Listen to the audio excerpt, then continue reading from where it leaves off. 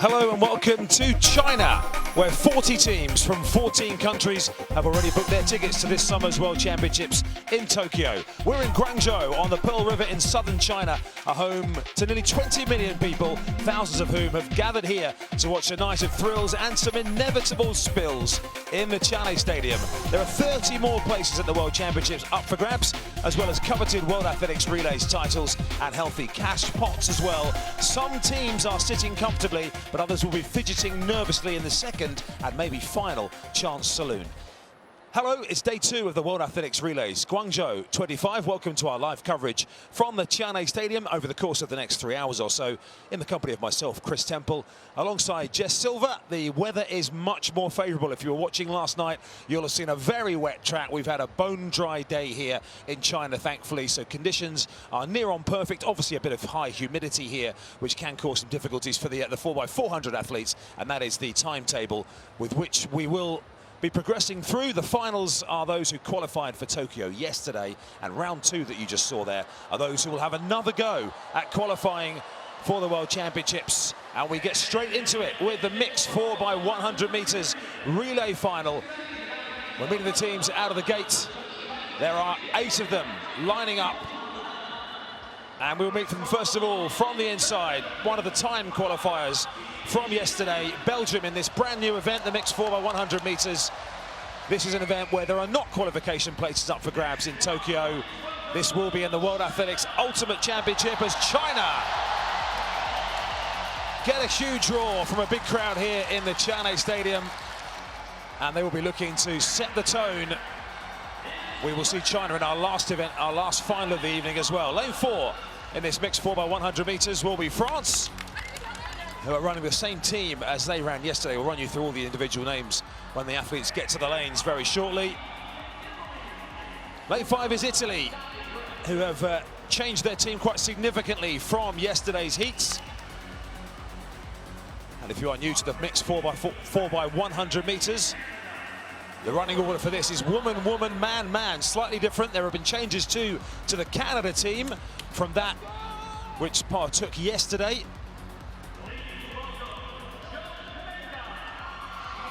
Jamaica. A couple of kit changes from yesterday as well. And again, a couple of team changes that we'll run through in full for you very shortly. We saw Shelly-Ann Fraser-Pryce yesterday in the women's 4x1. We'd expect to see her again in the same race a little bit later on. Great Britain and Northern Ireland. The shush sound from them, but they love a bit of noise, really. One team change for them with Asher Phillip coming in on the first leg. And we welcome our final team into the arena, the Australians, who run the same quartet as yesterday. So they will make their way round and set up the blocks and get themselves ready. And it gives me an opportunity to welcome Jess Silver to the airwaves. Jess was with us yesterday, of course. And Jess, well, we saw some drama from the very first heat of this yesterday, this mixed 4x1, with the USA dropping the baton. Let's hope no one drops the baton, but we certainly want to see a bit of drama to keep us on the edge of our seats. We love a bit of drama here at the World Relays, for sure. I mean, we're at the start of the season. This type of event is fun. The athletes, for one of the only times, they get to act as a team instead of individuals, which, of course, athletics is a very individual sport. And to have the global debut of the mixed 4x100 meters, I mean, oof, we love it. The next time we're going to see this take place is in Budapest next year, in 2026, in September, for World Athletics Ultimate Championships. And that's where we bring together the Olympic champions, the world champions, the Diamond League winners, and any other best athletes. And that's the next time we will have the 4x100 meter mix. But look at the Botswana team in the warm-up area having the time of their life. They certainly are. They are the next hosts, of course, of the World Athletics Relays in Gaborone next year. But these athletes, for these early events in the program yesterday, they were warming up in nearly sideways rain. Such were the conditions. There's Shelly-Ann Fraser-Pryce in the warm-up area, pretending not to notice the camera. But, oh, there we go. Come on, Shelly, give us a smile. Yeah, she was. Oh, I mean, it was exceptional to see her run on the second leg yesterday for Jamaica in the women's 4x1. Smiles, Canadian gold medal team here from the men's 4x100 meters. They put out that same team yesterday, and actually they didn't win their heat, which was a little bit of a surprise. So they're going to be hoping to do one better today. Keshane Thompson is upside down at the moment. We just saw the Canadian team, as you say, the Jamaican team, well, they didn't even get the baton round yesterday. Keshane Thompson didn't get his hands on it. There was a faulty changeover between legs 2 and 3 for Jamaica in the 4x100 meters. USA, well, they looked a lot smoother than they usually do. Absolutely, getting the massage in, all the important things here, and the weather, as you mentioned. Oh, Seb Coe, president of World Athletics. He's always at these events talking. Well, he welcomed the crowd yesterday. And yeah, the weather has been a lot more favorable. It's hot here. It's about 28 degrees in Guangzhou. We're at the Tianyi Stadium, and it is a really stunning stadium. One of the Nilsson twins from Great Britain.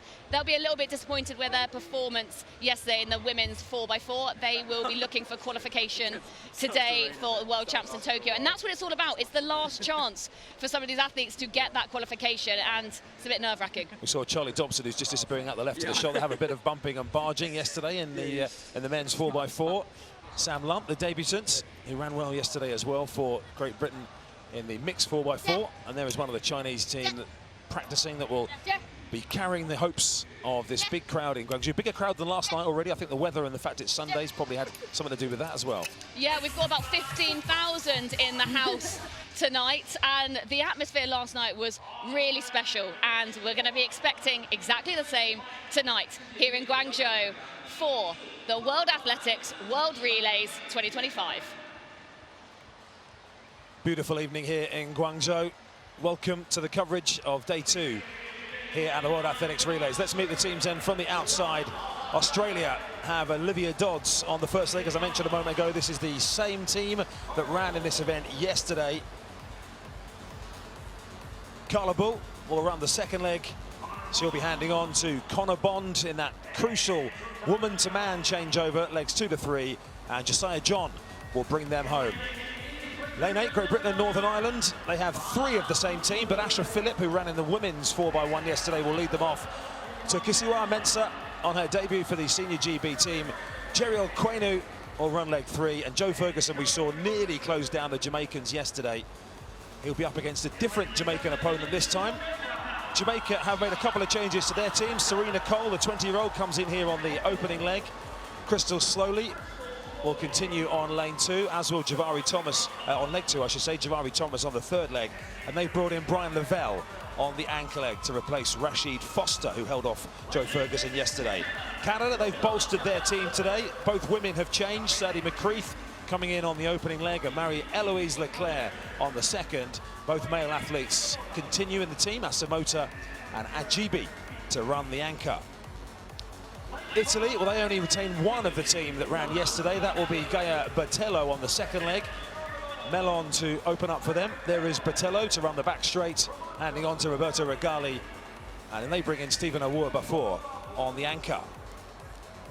And then we have some consistency because France, it's the same quartet for them. Lucie Jean-Charles on the opening leg, handing on to Naomi Denon, Dylan Vermont, and Antoine Toraval on the final leg for France.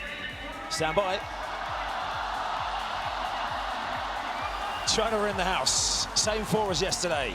Huang Shuping to run the opening leg. Then Kongling Zhao, Chen Jingfen, and then Cheng Guanfeng on the final leg. Very, very popular team, as you can imagine here. This crowd is 99% Chinese. And Belgium also have the same quartet as yesterday on the inside. Yanni de Naya to lead them off, handing on to Lotte van Lent. Then Robert Torfs, and on the final leg will be Rendell Vermeulen. So there you have it, your 8 teams for the mixed 4x100 meters relay final. On a beautiful still evening here in Guangzhou. Remember, World Championship place is not up for grabs in this. $28,000 in prize money, this brand new event. Potentially the chance to set a new world best time as well in this new event. There's one direction in which this crowd support will be going. It will be in lane 3, China.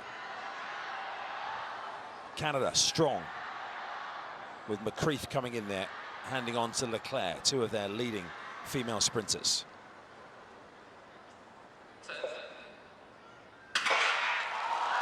Cleanly away to start evening 2 here in Guangzhou at the World Athletics Relays, and Canada have gone out strongly. McCreath in the centre, handing on to Leclerc. Decent enough change by most of the teams. Italy weren't that fluid and lost a bit of ground there, in fact. Canada with outside them Jamaica, handing on to the male half of the race. Jamaica was stretching but got the baton there. Great Britain on the outside, also going strongly. Great Britain with Jarell Quainu. Now Canada handing the baton on for the final leg to Eliza Ajibi. Jamaica on the final leg. Brian Lavelle looking to close him down. Canada, Jamaica, and then Great Britain. But Canada looking powerful and come home to become the first mixed 4x100 metre champions at the World Athletics Relays. Anchored home by Eliza Ajibi. They got out of the blocks quickly, they strengthened their team, and they got their rewards. 40.30, the winning time. Absolutely exceptional there. Oh, what a debut for this event. We love it. We love the drama the relays bring. The Canadian team will be very happy with that indeed. Started themselves off for a good night here for the finals day here in Guangzhou. Great Britain looking on. They think they could have done a little bit better, but it was close, wasn't it? It was a great competition there. And yeah, the Canadians, oof, they'll be happy with that. So those times, 40.30, you can see they're coming through for the Canadian team. The world records in this event will be ratified from the 1st of January 2026, so they will remain as world best times, unofficial world records if you like, through to the end of this year. And then any time that betters that world best will become the world record from the 1st of January next year. And as Jess was saying, this event will be in the World Athletics Ultimate Championship in Budapest next year, which is going to be a thrilling new addition to the athletics calendar. And Canada, well, McCreath got them off to a great start. Smooth change onto the second leg with Marie-Eloise Leclerc. Italy didn't have a great change there, and their chance was done with that first change, really. They lost a bit of ground there. Canada were pretty good again. Jamaica not that fluent from woman to man. That particular change there between Crystal Slowly and Javari Thomas wasn't quite as slick as they would have been hoping for. And Canada again. Jamaica much better on that final leg, which gave them an opportunity to stay in the hunt all the way down the home straight. But there was no letting up from Ajibi. Lavelle made absolutely no inroads into a metre or a metre and a half's lead for Canada all the way down the straight. The Olympic champions, of course, in the men's 4x100 metres relay didn't need to put any of that team into the two men's slots. These two athletes, Asimota and Ajibi, looking to put themselves next on the call sheet, if you like, Jess, when some of the more experienced Canadian relay runners in the end start to have to call time on their career, which let's hope is not anytime soon. Yeah, definitely. I mean, that strong male quartet of the Canadian men's 4x1 team are all here, and yeah, they might not be making it to, you know, future Olympics, etc. So it's a real chance, and that's why we love the relays as well. It's a real chance for young blood to come in. We're at the start of a new Olympic cycle here. Canada absolutely lapping this one up. Leclerc, of course, was part of the Olympic team as well last year. For sure, we're happy with a gold medal here, that's for sure. Kissing the gold medal, yeah, Leclerc. I think Canada are in 6th, the women's 4x1 at the Paris Olympics. So it's really great for her to get some silverware. For McCreath as well.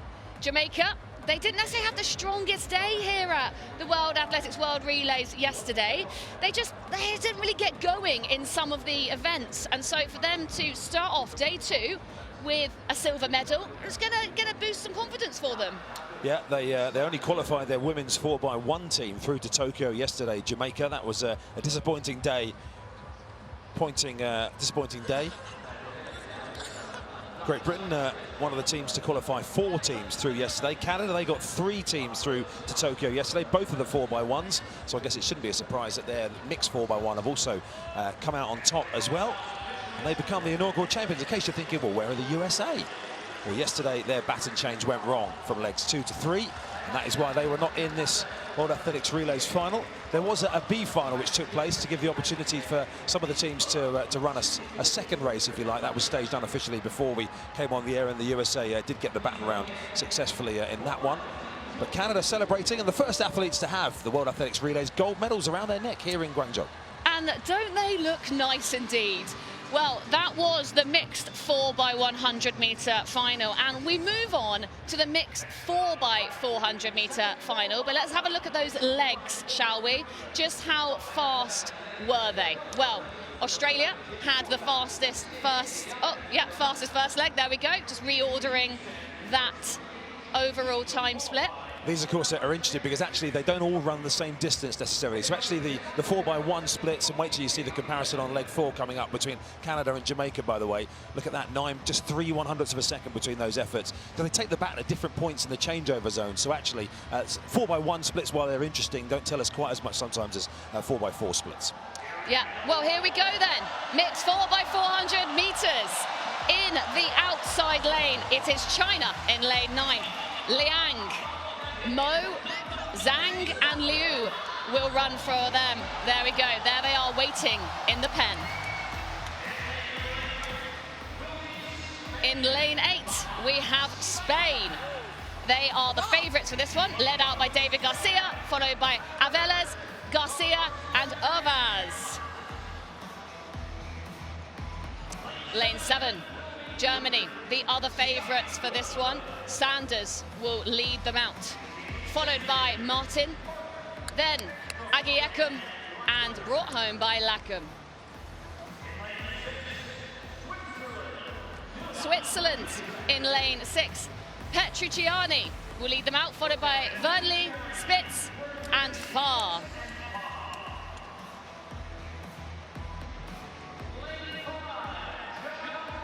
Next, we have Jamaica. Brown will lead them out, followed by Beckford, then Kennedy, and then McGregor. Jamaica, here we go then. What are they made of? And Brazil then. Soares Lima will lead them out, followed by Barbosa, Mora, and Cassia Ferreira. So, your favourites in this one, we're looking at lane 8 Spain, lane 7 Germany, and of course you can never discount Jamaica, who are running in lane 5. This is heat 1 of 2 here of qualifying round 2 of the mixed 4x400 metres. The first 3 here qualify for places at the World Championships in Tokyo. You can see the graphic there, right-hand side of your screen. This is what it means. If they mess up here, they will not be going to the World Champs. So this means a lot. Jamaica, Germany and Spain all expect and want to be there. So let's see how this one plays out. And just wait for the deafening roar of China.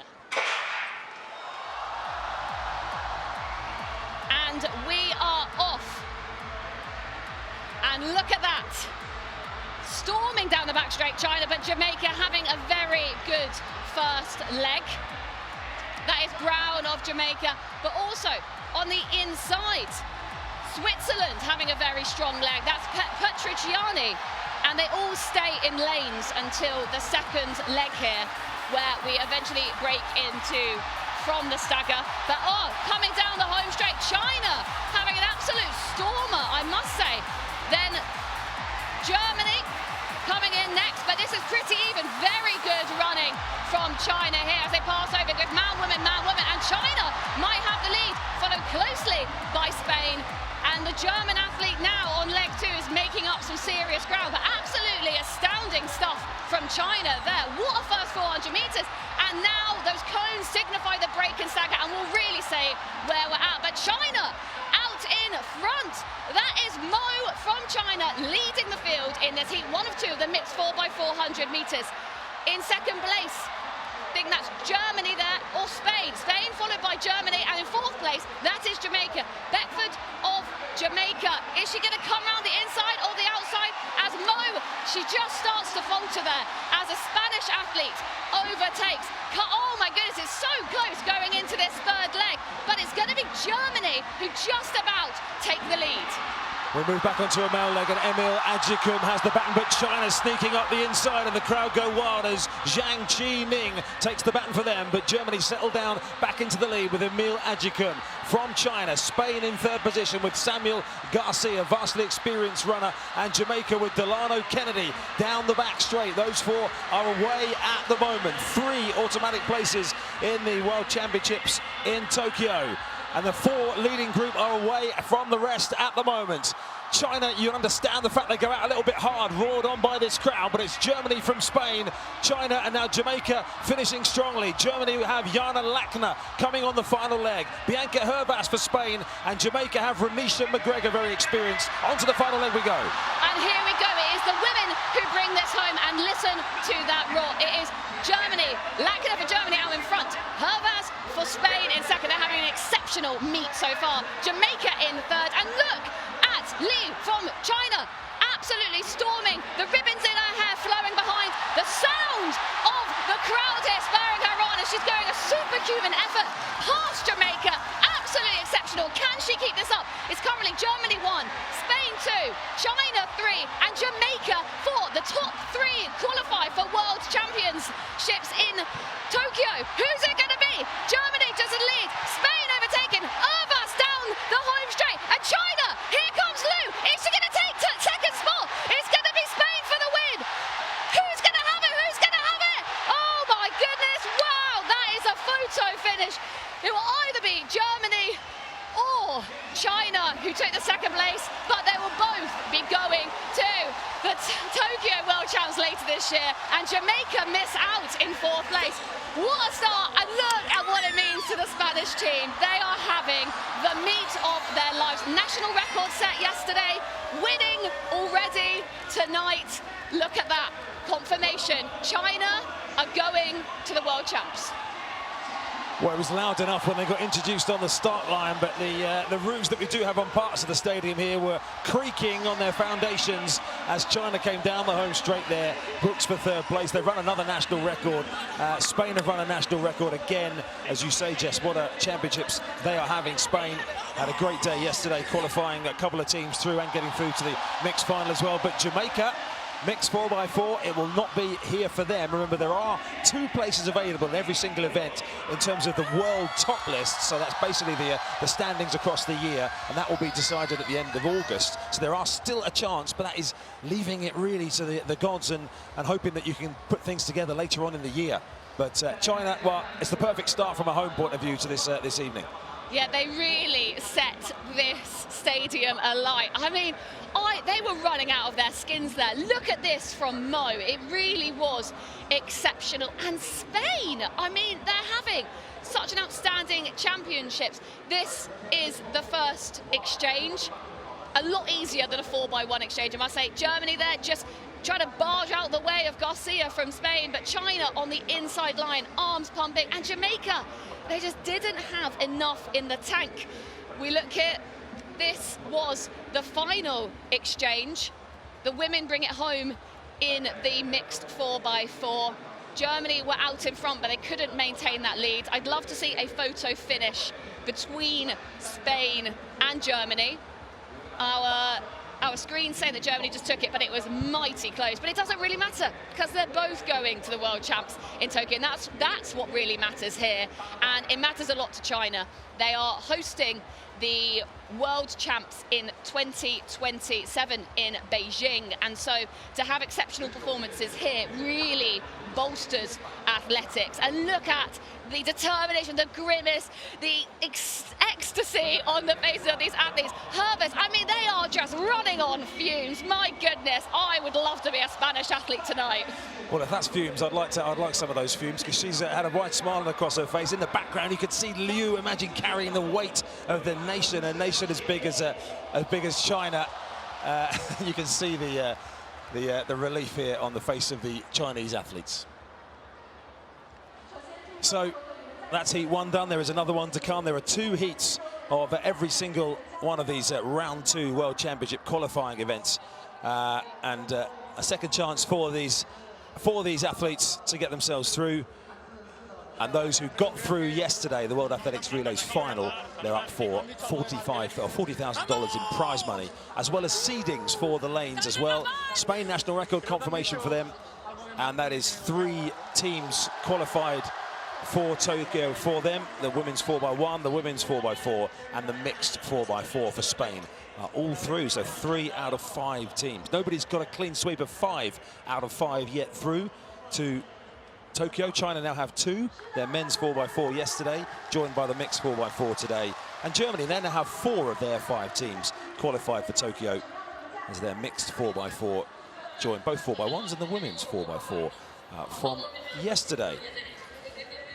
So the crowd at the moment engaged by the Chinese team, speaking on the PA system here in the stadium. As you can see, some good numbers inside the stadium, which holds 60,000, by the way. It is a spectacular arena, the Qian'an Stadium. The bright lights of Guangzhou, which we're very, very thankful to have better weather this evening. Not that it's hugely impacted competition last night. It was a little bit difficult for the women's 4x4 athletes who were stood out in some driving rain, but everybody else, apart from wet track, they had reasonably good conditions. A little bit humid. How good does the Canton Tower look there, Jess, in the background, multicoloured? Oh, it's beautiful, and the view from it, I mean, you can even see the stadium, and I have to say the branding tonight is looking absolutely top-notch. The Canton Tower is an icon of Guangzhou, and I know that even some of the teams went up it today to have a good old look. Oh, there it is, multicoloured. Here we go. I mean, it is a stunning skyline here in Guangzhou. I've never been in a stadium quite like it. The air is still, it is perfect sprinting conditions, if not a little bit warm. That's 600 meters tall, that Canton Tower, by the way. It wouldn't be for me, I've got to say. I think my legs would be gone a long way in the early floors going up the lift up there to the Canton Tower. But anyway, it is one of the world's biggest skyscrapers. Here we are, though, back in the stadium where we're standing by for Heat 2 of the mixed 4x400 meters. Again, 3 places up for grabs here. And we start on the outside, first of all, with India, who only have 1 member of their team. That's Rupal, who ran yesterday. They've changed the other 3. There you can see, and a slightly new addition this year, you can see the athletes lining up in their individual team pens rather than they used to line them up leg by leg rather. So the second leg runners would all go in one pen, third leg in another, and fourth in another. Bit of team camaraderie as we see Canada, who are running exactly the same team as yesterday, with Cole, Marsh, George and Proctor. Italy have made some changes, as we might have expected. The European silver medalists, but they ran with a what you'd call an understrength team yesterday. Only Troiani there at the front retained from that team. They've brought in the experience of the likes of Scotty, Achetti and Mangione. Botswana, they have a couple of similarities from yesterday on the first 2 legs. Moningatipa and Rante retain their places, but changes on legs 3 and 4 for the Botswanans, who ran very well. They're the African Championship bronze medalists, by the way. France were 4th in the World Championships. They're not messing around. They've changed the entire team. Mohamed Kunta on the first leg, Peltier on the second, then Andon and Louise Maraval on the anchor. Sri Lanka, this is their only event. They didn't finish yesterday, didn't get the baton round in the mixed 4x4. Kumaraga, Ramanayaka, Rajakaruna and Fernando are their quartet. And finally on the inside, the only Ugandan quartet who are here in Guangzhou. They have Chanwego, Banura, Adoli and Shida.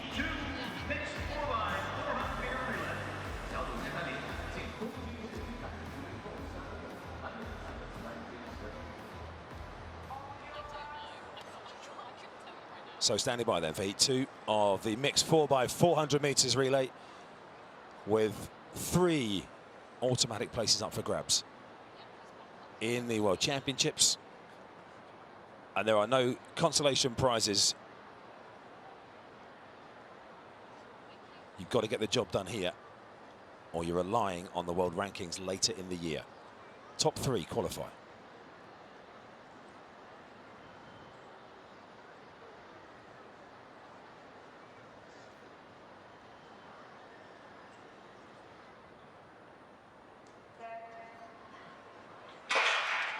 So we'll be expecting France and Italy with their bolstered teams here, making some changes from yesterday to be towards the head of affairs here, and right from the outside, Canada have also started strongly. Austin Cole has gone out well, one from the outside in the red.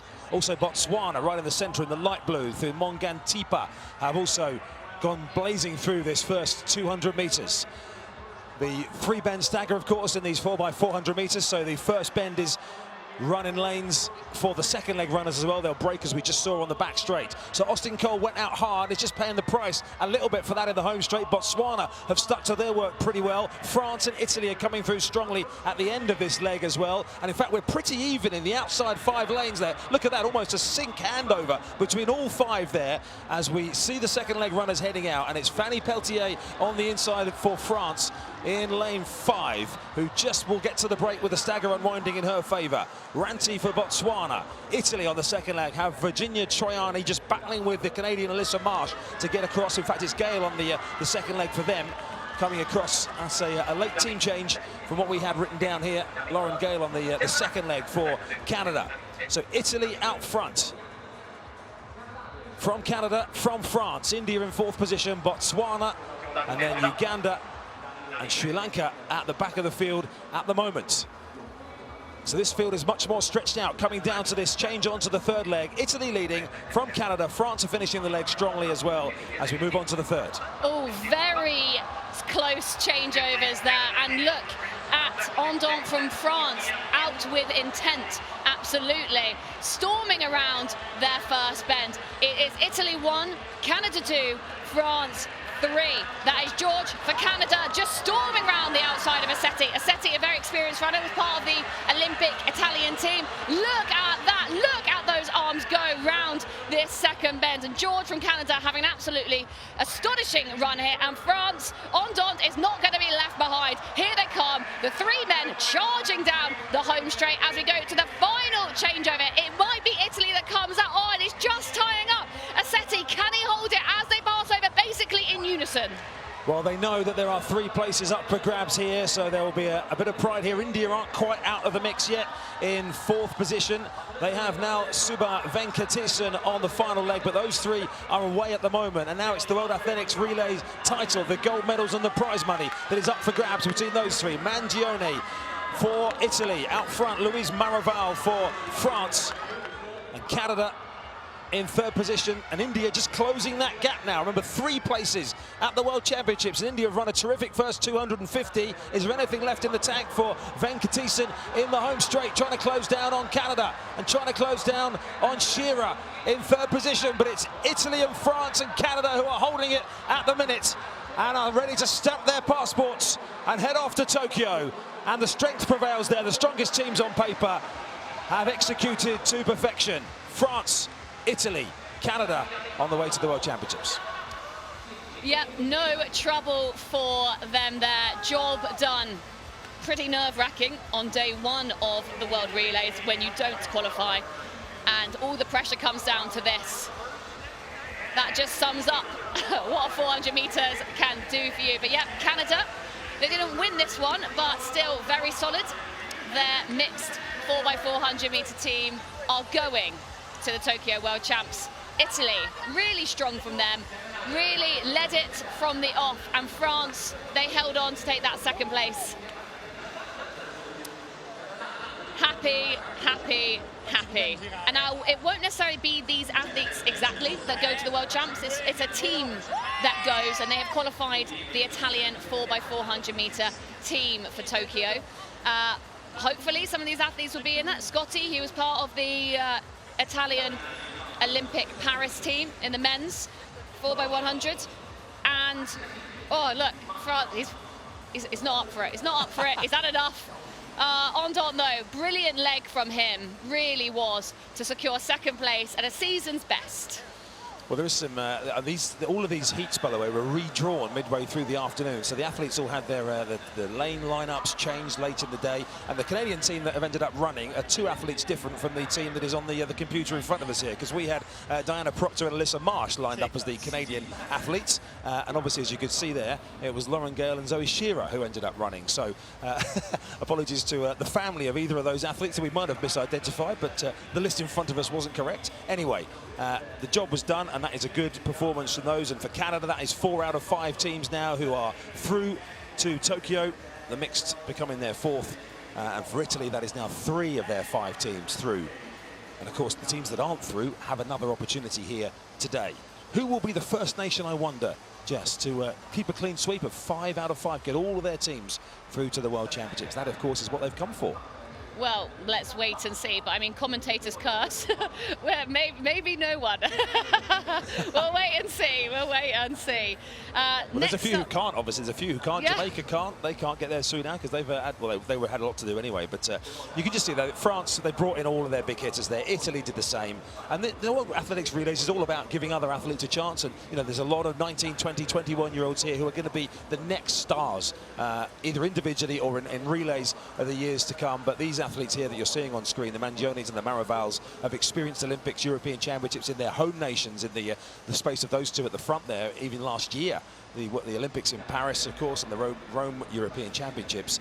But it's a great opportunity, but then that's where the tactical selections come in. How strong do we go on day one? Do we try and get qualification done? If you go strong and you don't get it done on day one, then you are under a bit of pressure because your senior athletes have got a race in their legs where maybe you might like to have saved them. So the relief when you do load your team in the end on the second day and prioritise certain events, and the Team Italy coaching staff, I imagine there are a small pocket of probably a handful of Italian fans in the arena, most of whom will be athletes and coaches and physios. But we are really filling up here. I mean, we have got about 15,000 in tonight. And here we go. Here are those who have qualified so far for the mixed 4x400 metre relay. In fact, that's the final list that have qualified for the World Athletics Championships. Australia, Belgium, Canada, France, Germany, Great Britain, Ireland, Italy, Kenya and Poland. Now, there is still a chance for the likes of Jamaica because the top teams, as per rankings come August, there's 2 more spots up for grabs. And here are the other 4 teams: China, South Africa, Spain and the United States. They're locked in, they're loaded, they're ready to go to Tokyo. And now we have the women's 4x400 metres. Heat 1 of 2 coming up, and it's the first 3 that qualify for Tokyo World Champs. Beautiful shots of Guangzhou. We're in the southeast of China, not that far from Hong Kong. We're on the Pearl River. A population of about 19 million here in Guangzhou. And here we go. This is how the women's 4x400 metre Heat 1 lines up. In lane 9, we have got Botswana. Kenake lead them out, followed by Morocco, Basel and Chikani.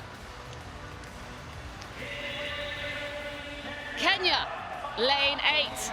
Pretty strong so far this weekend. Mbagari will lead them out, followed by Chebet, Ayoko and Okech. There they are waiting. Poland in lane 7 will be led out by Rona Kuczczepa, followed by Sweti Ersitic, Formella and Bukvika. Looking serious there, Poland. Centering themselves before the 400s. And here we go, one of the Nielsen twins will lead them out. Lavia Nielsen for Great Britain, followed by Emily Newnham. Then twin sister Lena Nielsen, and finally Nicole Yergin, who had a sterling final leg yesterday in the mixed 4x4. Belgium, lane 5, they're the other favourites next to Great Britain. Van den Broek will lead them out, followed by Verveet, Laus and Ponnet.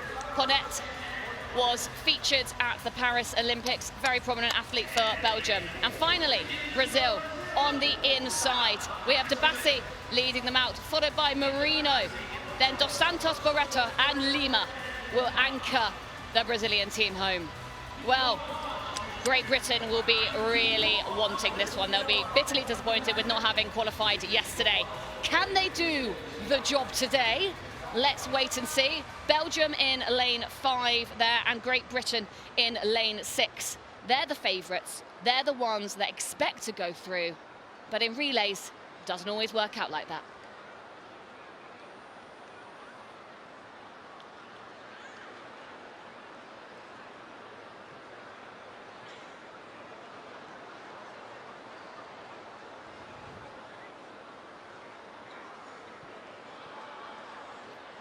Brazil on the inside.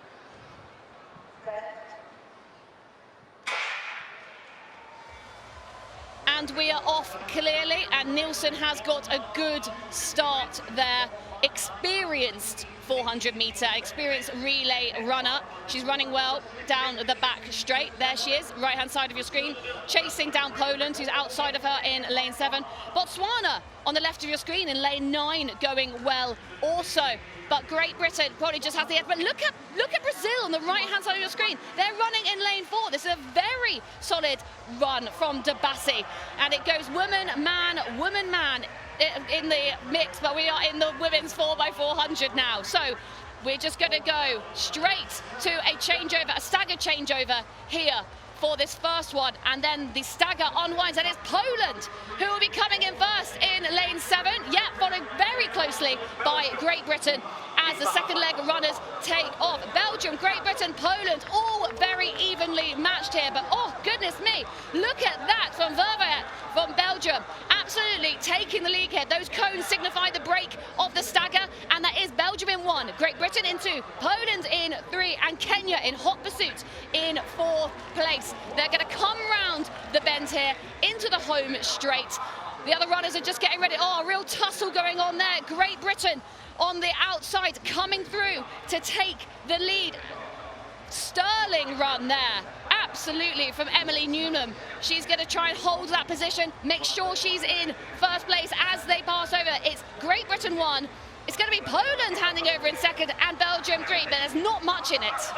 You have the Olympic bronze medalists, Great Britain and Northern Ireland, with Lena Nielsen with the baton in hand now. Poland, the world indoors silver medalist, Alexandra Formella in 2nd position, and Belgium in 3rd with Camille Laus, Belgium, the European bronze medalist. So all of these teams, 3 European teams, are away here with the 3 automatic places available in Tokyo. Brazil and Kenya just on the edge of this shot there, but Lena Nielsen, the Great Britain team captain, who handed the baton on to her twin sister yesterday in the qualification round 1. Poland, of course, with a strong team, Swiatek and Bukowiecka, the European champion, to come on the final leg as well. So they would have expected not to have to be here in this second qualifying round today. And Formella just starting to feel it in the home straight now, which will give the others behind a little bit of hope. But Lena Nielsen has run an excellent leg for Great Britain here, and they will hand over ahead of Belgium and Poland.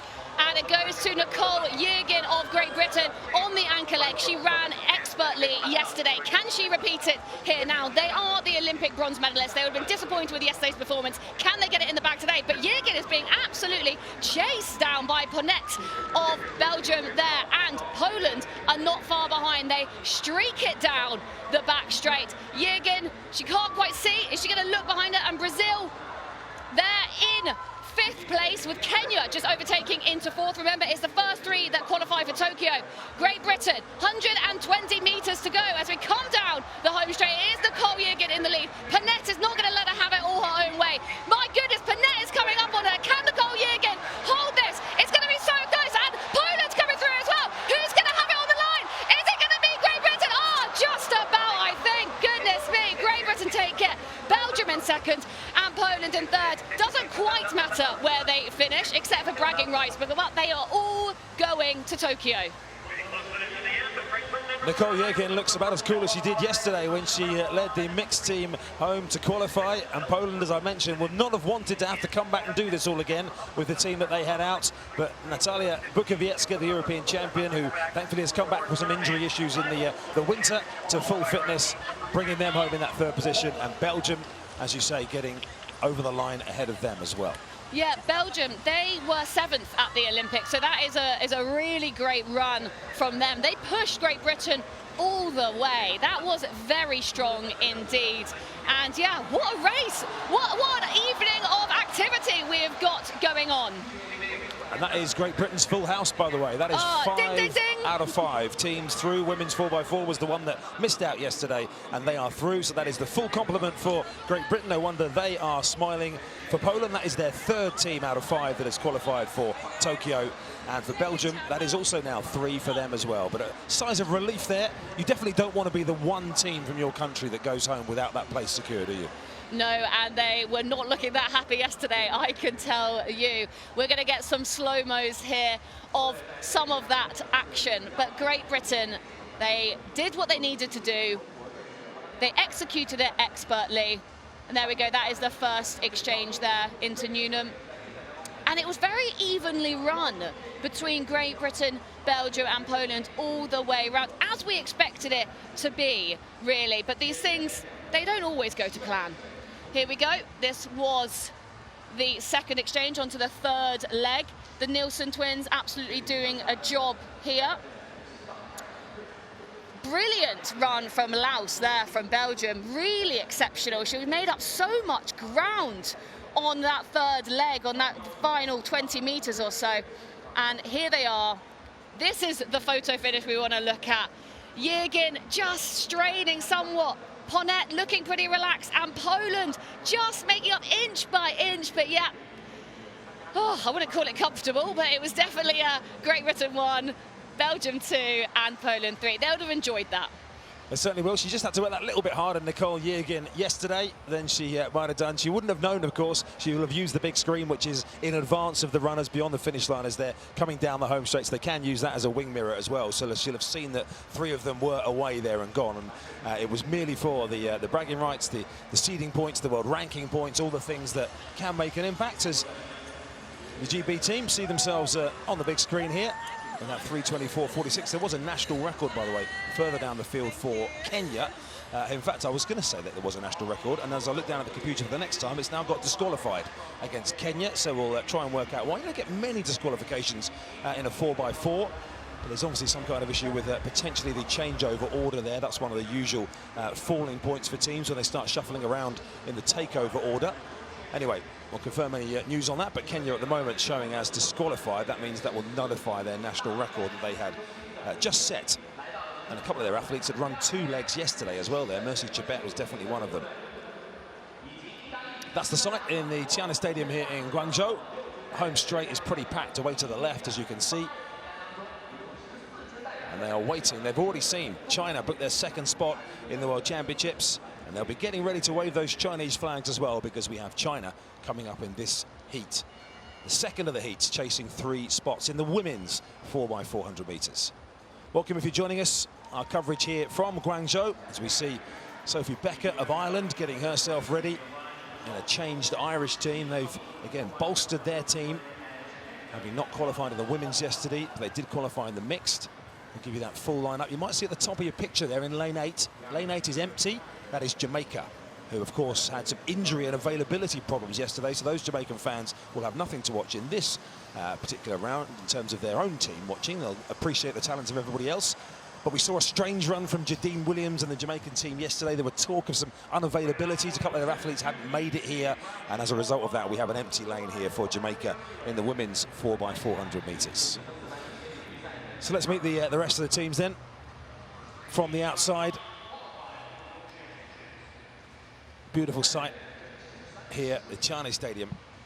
And here are your teams. Zambia going to be running in a bit of isolation, certainly for the first 500 meters or so. They're on the outside. They've got 3 of the team that ran yesterday, including Mingalishi, who will lead them off, and Jobu, Sapiso and Kalibwene, a new addition to their team on the 3rd leg. Jamaica then don't go in 8, so we move to lane 7, and Ireland. Sophie Becker on the opening leg and Rachel McCann on leg 3 are retained, but they've brought in Rashida Adeleke and Charlene Maudsley on legs 2 and 4. It's almost like bringing in the special team, joining Sophie Becker, who ran in the Olympics. Australia have Mia Gross on the 1st leg. They've only got 1 survivor from yesterday's team. That's Gemma Pollard on the 3rd leg. A shake-up elsewhere. Athletes ran in other events, but they are coming together, including Ellie Beer there. Their #1 individual 400-meter runner. Switzerland, they've made 1 change. They have Julia Niederberger again on the opening leg. Salome Husler, Karin Disch and Anina Farr completing their quartet. Stand by, the crowd are already revving up. For China, who have such resources here, as you would expect, they've changed the entire team. A new 4 to run for them. Try and chase the World Championship qualifying time. Their national record of 3:24 is going to put them in the mix here. Ireland on paper should be the strongest of these teams. Australia have looked good across the events so far. at anybody else, who's going to be in the mix for that third spot? Of course, no Jamaica really does boost some of those teams who might have been contesting that third spot. Top 3 qualify. Last chance for teams in the women's 4x400 meters.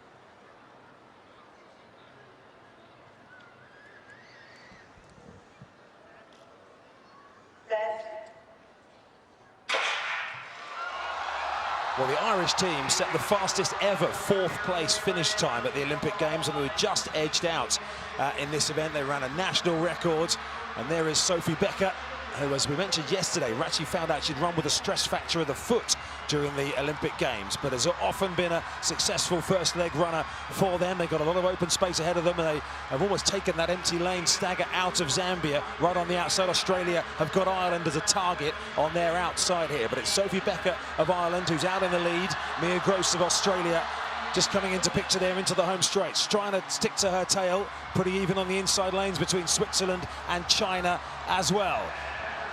Australia just taking a stride or two out of Ireland as they come up towards this first changeover, and Rashida Adeleke stands by to take the baton pretty much hand in hand at the same time there between Ireland and Australia as they run the bend and will break at the entrance to the back straight. The crowd are roaring on Guifen Huang of China, but it's Adeleke and the advantage of the stagger with Ellie Beer of Australia. This could be a good contest between these two. Zambia right on the outside are up in 3rd position. They've got Rhoda and Jovu on this one. The crowd trying to roar China on because they know that 3 go through and Zambia are gettable.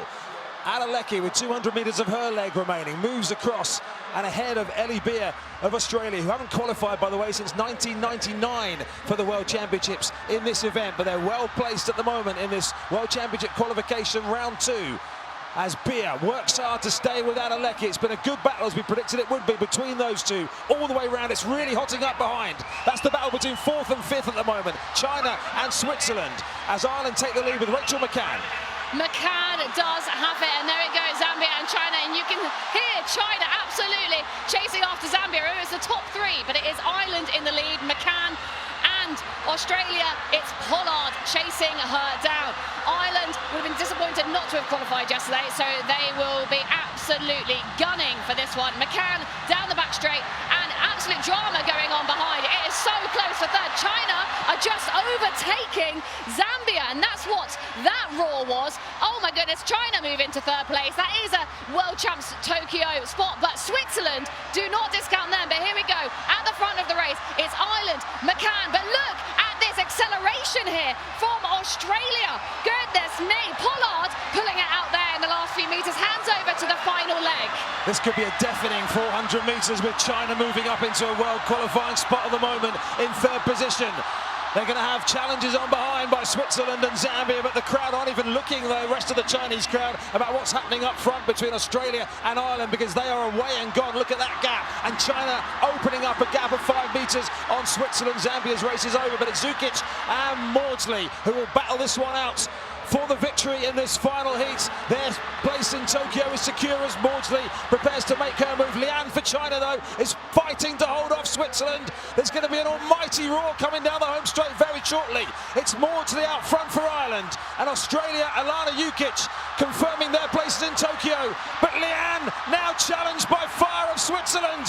Lian roared on in Guangzhou, but Fire is ignoring the noise, and unfortunately for China, is going to silence their hopes of making it in the women's 4x4. Ireland have won it, Australia in 2nd, and it's Switzerland. You can nearly hear a pin drop as they cross the line ahead of China. What a valiant effort from them. They got people out of their seats, but Switzerland came to spoil the party and did so. Excellent runs from Ireland and Australia, the favourites successfully through, and Switzerland got themselves in a battle royale. Yeah, brilliant final leg there for Charlie Maudsley. We were kind of lost in the back of the pack somewhat. Commiserations to China, because the roof, if there was one, would have been taken off of the stadium if they had made that spot. But job done for Ireland and Australia. Season's best all round here for every single team. We are early in the season, so we don't take too much stock in that. China are gutted, absolutely gutted. They'll be reliving that final leg, and she'll be asking herself, what more could she have done? Well, it was Switzerland who spoiled the party. Commiserations to the Chinese team, absolutely gutted. Of course, it's not completely over for them. There are 2 remaining spots that will be available to be contested for throughout the rest of the season. So the top 2 teams in the world lists at the end of the qualification period leading up to the championship in September, with those ahead of them, of course, already qualified, not being counted. So that the top 2 non-already qualified teams in that list will be offered places to go. So teams will be trying to post times, keeping an eye on what's happening elsewhere. Of course, there's very few meets where teams would run as a country. So you may see some hastily convened relay meets or relay races if teams suddenly find themselves slipping out of the 2 places. But Ireland don't need to worry about any of that. Ireland will be at the World Championships. They've got a healthy contingent. As ever, they have the Irish Travelling Supporters Club out here watching Seamus and several of his crew who we bumped into yesterday, who make the trip to every major event. But certainly, we've already seen one China team qualify, and the fans here just got their money's worth for, well, 3 of the 4 legs, that's for sure. But very smooth job from Ireland. That is the kind of execution you'd expect from the class of runners that they had available there. A little side eye there from Ellie Beer as she saw Adeleke coming across to close her down. But that was a really good race as well, and that will, I think, give Ellie Beer some confidence, the way she was able to live with Adeleke, who never got more than a couple of metres ahead of her all the way around, as you can see here, right up towards the finish line of their particular leg. Yep, Adeleke 4th place in the Olympics.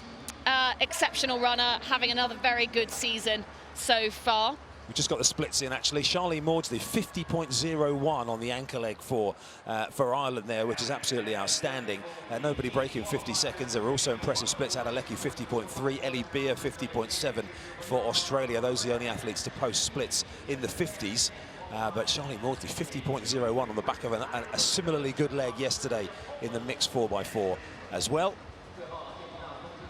Some of the performances there individually, and the key sum of the parts for all of those teams getting themselves through.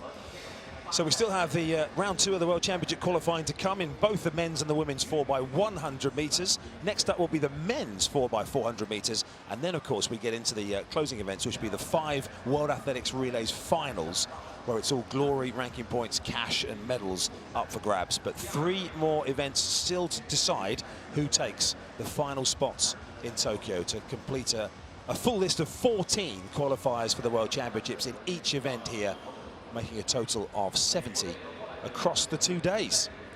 Brilliant run there from Far of Switzerland, closing her eyes as she nears and crosses that finish line. But jubilation for Switzerland, Ireland and Australia. Smiles from Maudsley there. Australia, job done as well. Australia brought a very large contingent to these championships. They're not too far, all things considered, for Australia. So they brought about 8 athletes, which is the max amount you can have in each of these races. 8 athletes you can choose from. You can mix and match throughout the weekend. There we go, Ireland, all smiles. They might have had a little bit of a sleepless night last night after not making it through super smoothly yesterday. But a season's best sees them get the job done. Happy customers. Tokyo ticket booked. And there we go, China looking somewhat dejected compared to the smiles and hugs of Ireland and Australia. Next up, we have the men's 4x400 metres. Well done, girls. Charlene Maudsley's always a smiley character. As we see Australia, that's 26 years of hurt for them, not qualifying for the World Championships in this particular event. But we are ready now for the men's 4x400 metres. As we confirm that list of qualifiers, that's the first page of those who have booked their tickets through to Tokyo this time around. Of course, we should add Japan, who will qualify as the host nation in all of these events as well. They automatically get a place. The United States got the job done yesterday as well.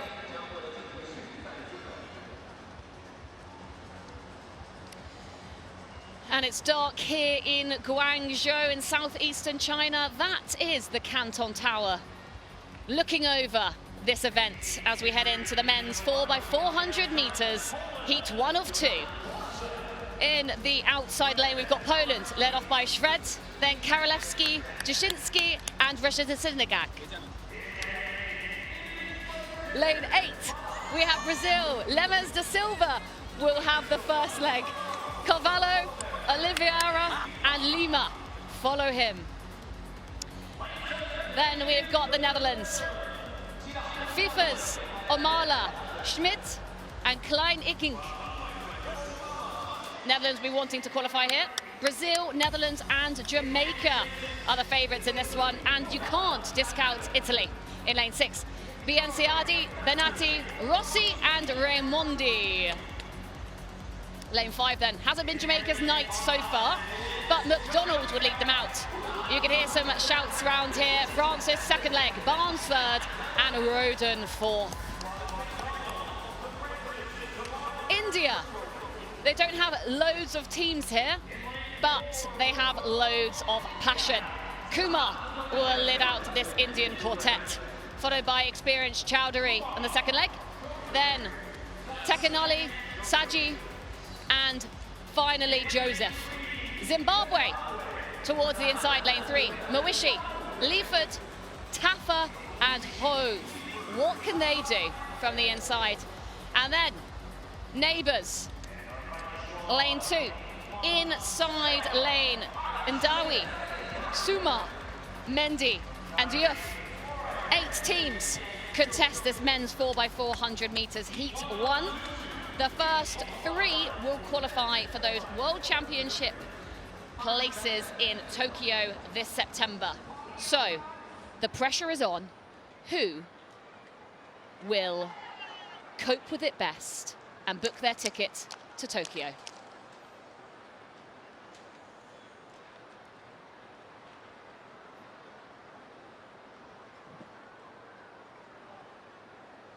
The starters take their marks. Hands placed behind the white line. Baton at the ready.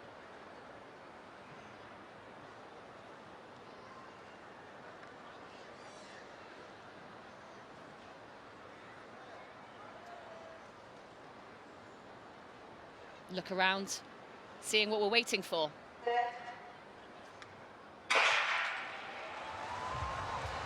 They get away well.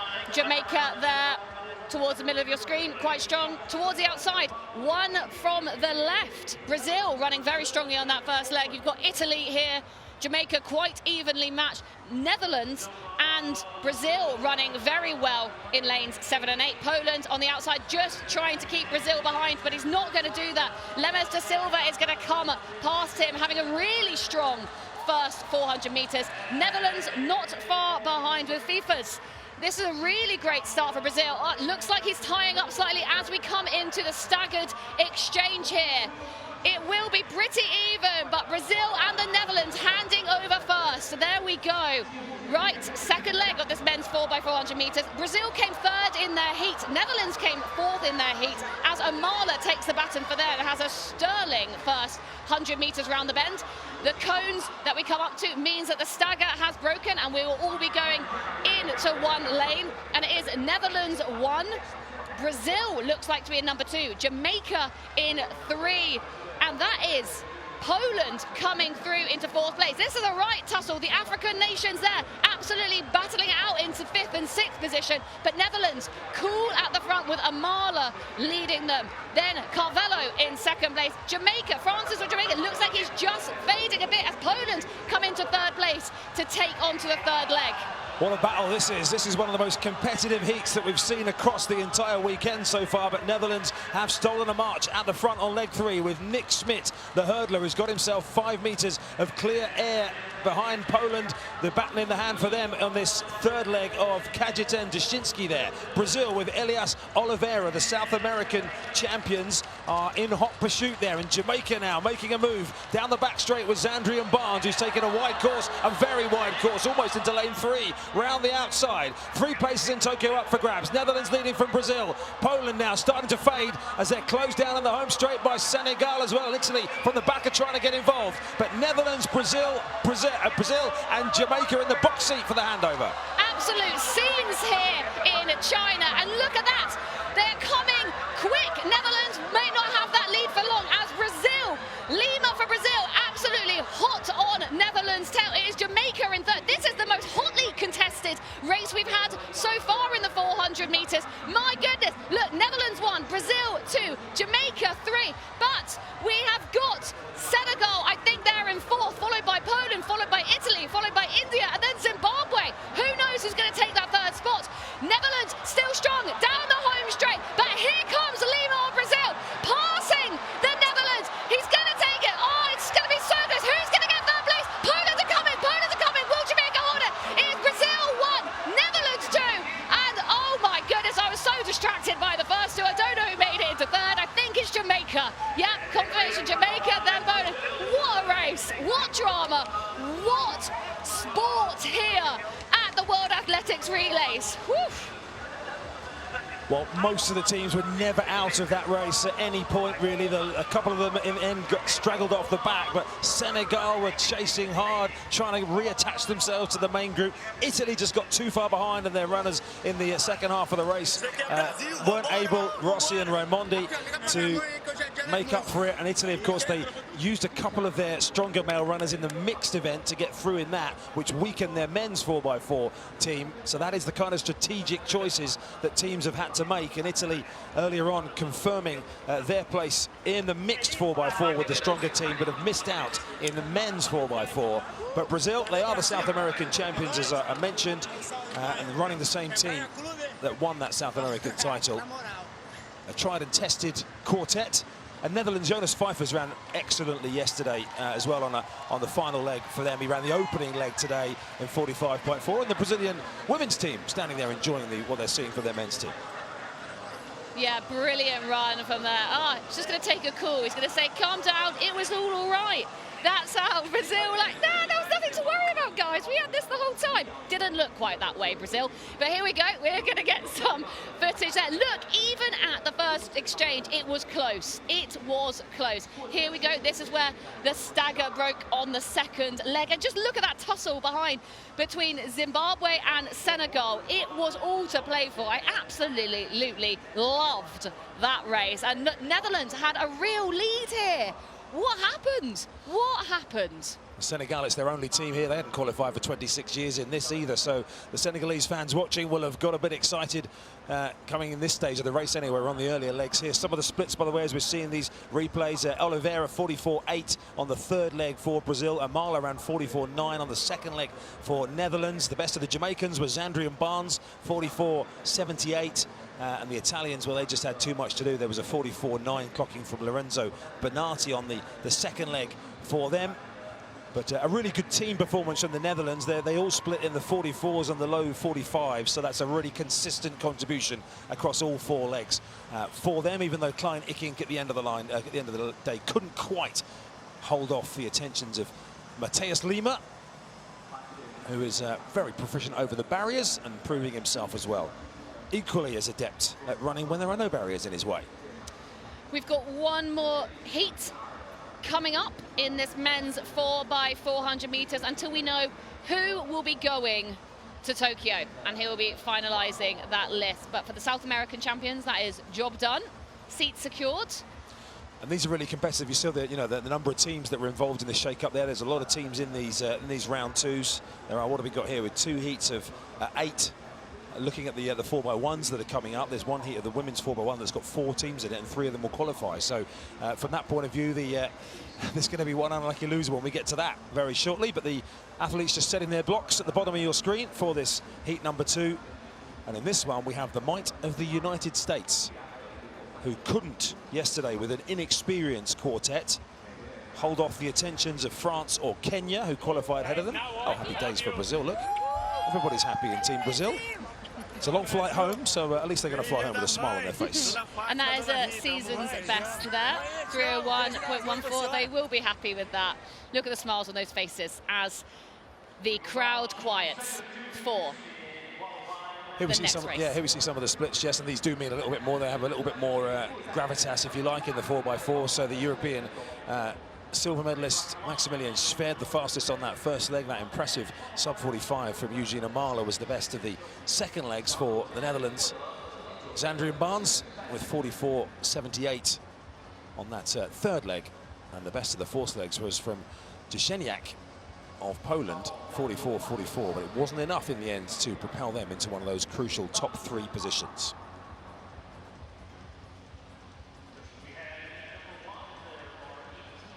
Guangzhou by night, the Tianhe Stadium about to be lit up by the performances of these athletes. Australia drawn on the outside of the second of these heats with Cooper Sherman to open them up. Reese Holder ran an absolute flyer yesterday in the 43s. Aidan Murphy and Tom Reynolds complete their quartet.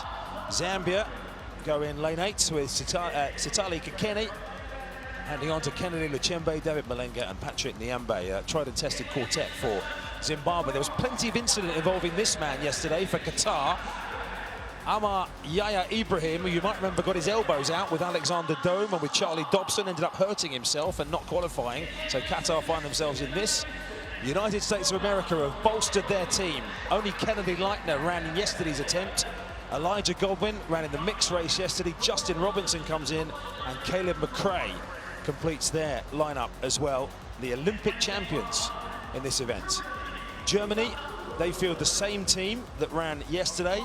Klein, Rumpf, Krapper and Damerman. They've had a few teams qualify already here, Germany. As we see Spain, who also, their women's teams have had a great weekend so far. And their team for this one has 3 of the same athletes. The one change for them sees Urta step down as Mexico, their only team here in Gwangju, go in lane 3. Last qualified for the World Championships in 2001.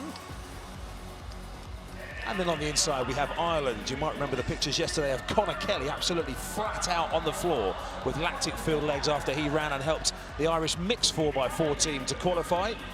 Chris O'Donnell and Jack Raftery both ran yesterday in this event. The other 2 team athletes, Conor Kelly and Killian Green, come in as Ireland, who last qualified in 2015. There is Seamus, I mentioned him at the front with the grey hair there, the Irish Supporters Club representative. So here we go then. First 3, remember, qualify. This has been a wide open event. There were 4 teams in the final that only qualified in the men's 4x4. Botswana, China, Kenya and Portugal yesterday. This was their only qualification through to the final later. And that meant that all of these teams had to come back and try again. USA don't find themselves with many second round qualification heats, but Elijah Godwin has the baton for them to try and lead them into the top 3.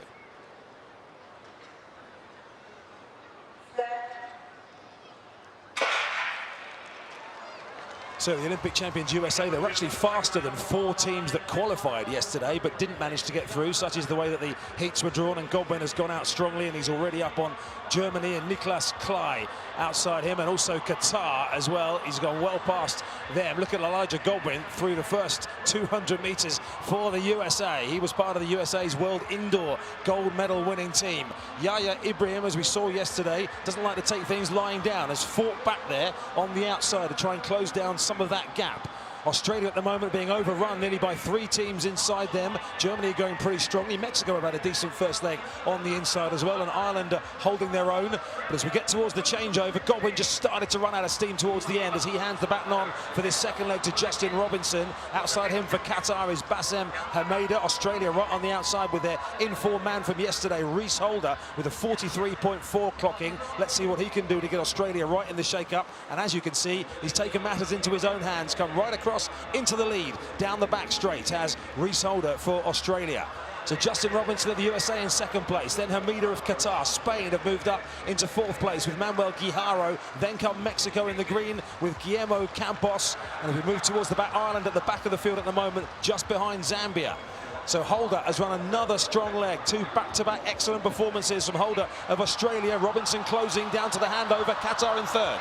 And it's very close between Australia and USA as we go into this 3rd leg of 4. Look, USA, Leitner trying to take the inside lane of Australia's Murphy, and he's had his own way. He's nabbed that front spot as they go down the back straight. I think Australia will just sit on his shoulder for now. Then it is Spain in 3rd, Qatar in 4th, Mexico in 5, but they're not having it easy either. It's the top 3, remember, that qualify. America, yeah, Australia just coming back on their shoulder here, but it is Leitner for the USA who lead. Osman coming past Fernandez there as well. Oh, look at this!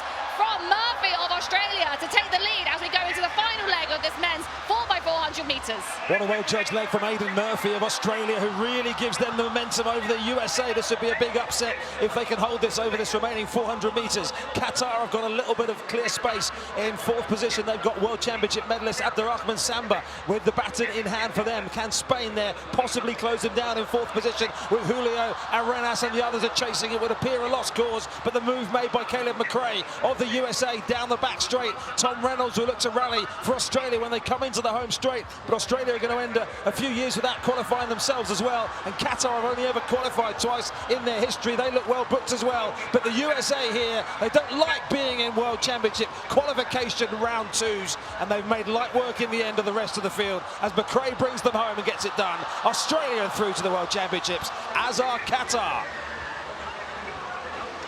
Brilliant run from Qatar there to make it comfortably into that third place ahead of Spain. The men's Spain team will not be happy with that. The women's are having an absolute storm, but look at what it means to Qatar. They came here to qualify, and qualify they did, but United States with a world leading time there, 2:58.68. Australia also breaking that 3-minute barrier at 2:59.73, and Qatar at 3 minutes 0.29. But wow, USA, they showed us what they were made of here. They don't like not qualifying first time, so they stamped their authority on the men's 4x400 metres by getting a world lead, and that is where we leave the men's 4x400 metres until Tokyo. National record for Qatar. I mean, look at the times, 2:58 there from the USA. And we're not seeing world record times here, of course, but anything sub 3 minutes is a really good run from a not full-strength quartet. But the likes of Justin Robinson coming in there. Elijah Goldman has a world gold medal indoors. Qatar's national record, it's the first time they've qualified. They qualified, of course, for Doha in 2019 as the host nation. The only previous qualification before that was in 1991. But what a great job from Australia, who continue. They came here with, as you said earlier, Jess, with some confidence. First time they've ever sent a team in every event to the World Relays. And that quartet for Australia, that's a super performance. Reese Holder, again, 44.16 today to follow up with a 43.44 yesterday, as we see him here bringing it home. Justin Robinson, 44.21. Caleb McRae on the anchor for the US, 43.86. That's an outstanding performance with lots of 44-second clockings on various legs. The best of the Irish athletes, for those watching on from Ireland, was Jack Raftery on the final leg with 45.88. But the USA just bolstering, like we've seen many teams do, but I've mentioned the word quite a lot this evening, bolstering their team, and the result was that they are safely through to Tokyo. And that completes the set for them as well, by the way, matching the achievements of Great Britain and Northern Ireland, who achieved 5 out of 5 earlier on. All 5 US teams are now through to the World Championships. Yep, and we have 6 events here at the World Athletics Relays Guangzhou. We've had the mixed 4x1, we've had the mixed 4x4, we've had the women's 4x4, and that is the end of the men's 4x4. We now move on to the women's 4x1, and this is where some drama will undoubtedly unfold, as the baton exchange is where it gets spicy. It certainly does. We will be having 2 heats coming up, and this is the final chance for these athletes to qualify for the World Championships in Tokyo later this year. And then after that, we'll be moving on to the finals here of the World Relays of each of those events which qualify. Look what it means to Qatar to secure that spot on a national record. Real applause to them. Absolutely outstanding. 400 metres, you wouldn't catch me doing it, that's for sure. Look, USA team, cool as you like. They knew they had it under control. They knew it, they knew it. It's a good mark of that time as well for other teams to try and qualify, to try and surpass over the course of the rest of the year. Confirmation then of the qualifiers through to Tokyo from this weekend here in Guangzhou. Additions to that list from that particular heat that we just saw there. Australia at the top of that list, and as we move on to the second page, Qatar and United States booking their places in Japan. Next up, we have them on the track already. It is the women's 4x100 metres. Look at that sensational shot from the sky of the Tianyi Stadium here in Guangzhou, China. And this is how the 5 teams line up for heat 1 of 2, the women's 4x1. In the outside lane, lane 8, Chile, Hernandez, Montt, Jimenez and Ramirez. There they are. Lane 7, it's France. Rimlinger will lead them out, followed by Richard, Paraso and Gallet. An experienced team there. They were 4th in the Olympics in Paris. What can they do here? Côte d'Ivoire in lane 6, led out by Dennis, followed by Kone, Deji and Clark. Italy will be the other favourites, coming on your screen shortly. They were 4th in their heat, but what can they do here? Fontana will lead them out, followed by Kadari, Siragusa and Pavas. Looking serious. Inside lane, Portugal, men's team did well yesterday, but Andrade will lead them out, Bazola, Gandula and Silva. That is the Portuguese team. That is how we line up for the women's 4x100 metres here. It is the top 3 that qualify, so only 2 of these teams will be missing out going to Tokyo. But in a 4x100 metre relay, anything can happen with the baton. So the favourites, being France in lane 7 and Italy in lane 5, mean absolutely nothing if they can't get that baton around safely. Chile 8, France 7, Ivory Coast 6, Italy 5, Portugal 4.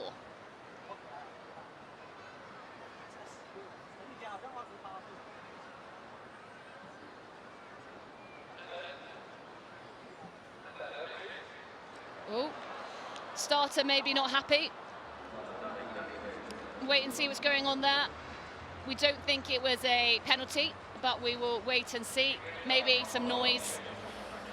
We will find out shortly, and we'll be getting underway. Very happy fans in the audience here. The starter with his gun. Yep, green card shown, which means no athlete was at fault. We go again. Nothing like an almost full start for a bit of a tension builder. Here we go again. Deep breath out from Fontana, who will lead out the Italian quartet. Rimlinger for France, experienced. Lane 5, Italy. Lane 7, France. Keep your eyes on them.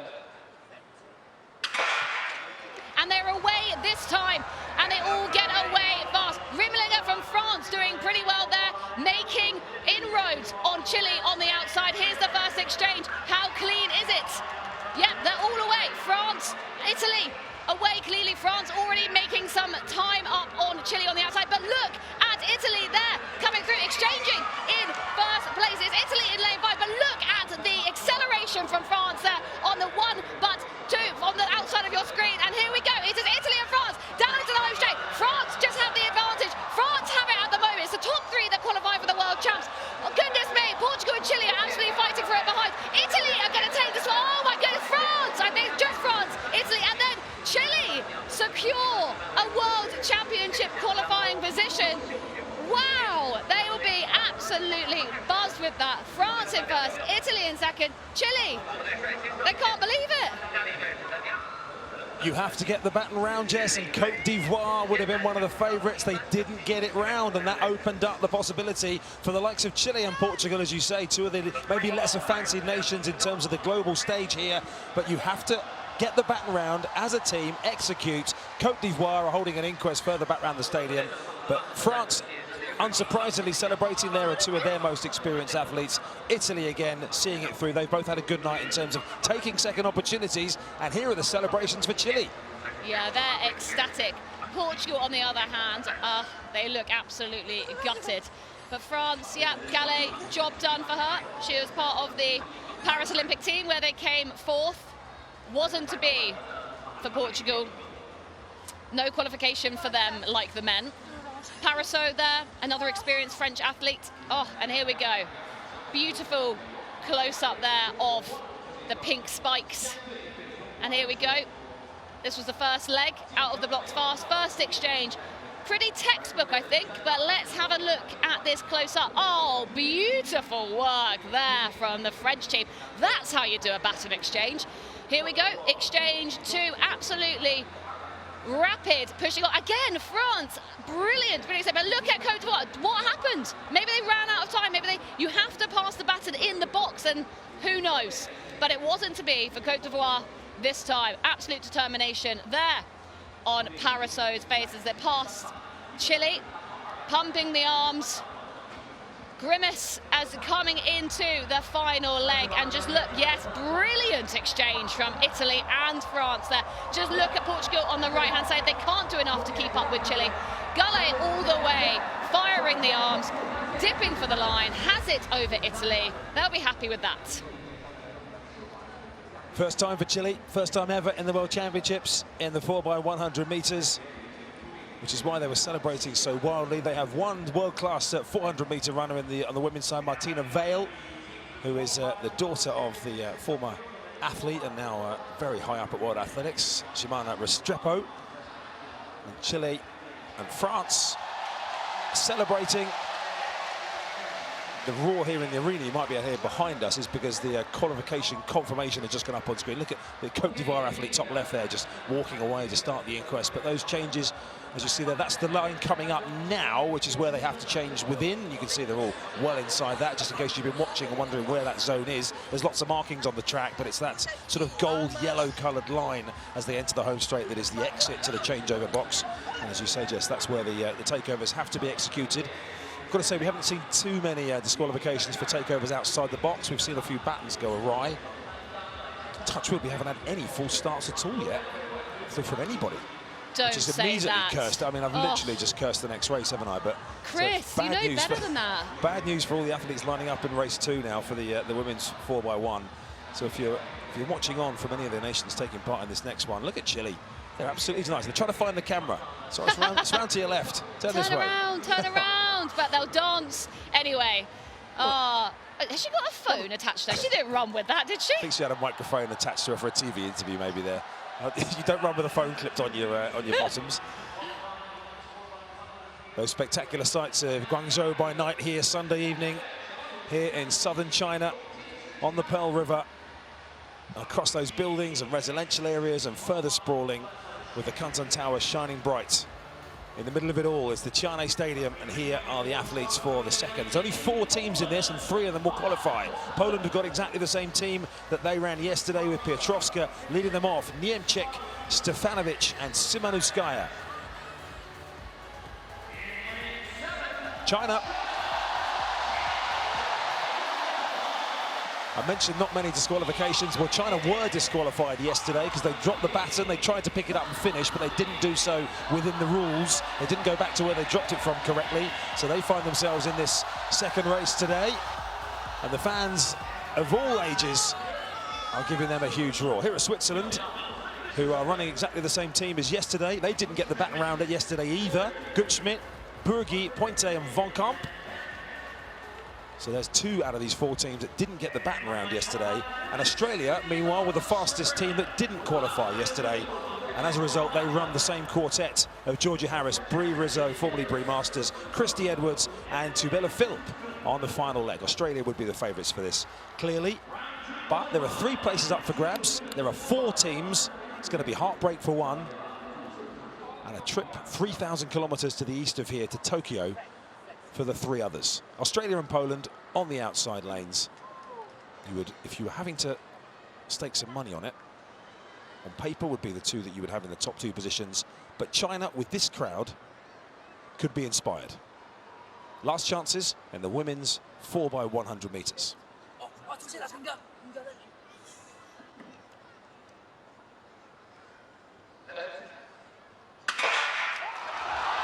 Well, a bit like the Polish women's 4x400 metres, their 4x1 team will probably have a point to prove here. They've gone out relatively modestly on the outside, with China roared on by the home crowd. getting things moving down the back straight. It's China who just about have the advantage at the moment through that first leg. Up on Poland on the outside, who have Niemczyk about to hand on to Stefanovic as we watch the changeovers. Australia were very slick on the inside. The stagger will unwind in their favour as Christy Edwards has the baton around the final curve, but China are right in the mix as well. Poland have got some work to do here. Australia, their final change, that's going to be close. It went badly for Australia, but Guangzhou roars China. It's China heading for Tokyo. Feel the goosebumps all the way down your arms and down your legs as the best part of 25,000 people here celebrate China qualifying in the 4x1. Switzerland take the second place, Poland third, and once again it all comes back to execution, and Australia, the fastest non-qualifiers, are the only team from that heat who don't make the World Championships.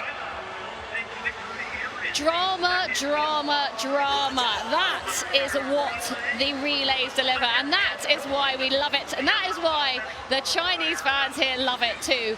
Commiserations in the last qualification section for the female Chinese athletes, but not now. Season's best for every single one of those, and wow, it did deliver, didn't it? Not only a qualification, but the beauty of the victory as well for China, who we've got to credit them, have come out in their numbers this evening. Chen ran the first leg for them, got them off to a great start, and they never looked back from there. Switzerland have run a blinder as well to hold off Poland in that second place. They're both going to Tokyo ultimately, but Switzerland to finish ahead of Poland is an excellent performance from them as well. Poland not quite as strong in 4x1s as they are in 4x4s, but Australia, I'm just desperate to look back at that replay, because the final changeover for them between Christy Edwards and Tuba Philipp, Brie Rizzo had run a 9.98 back straight for them.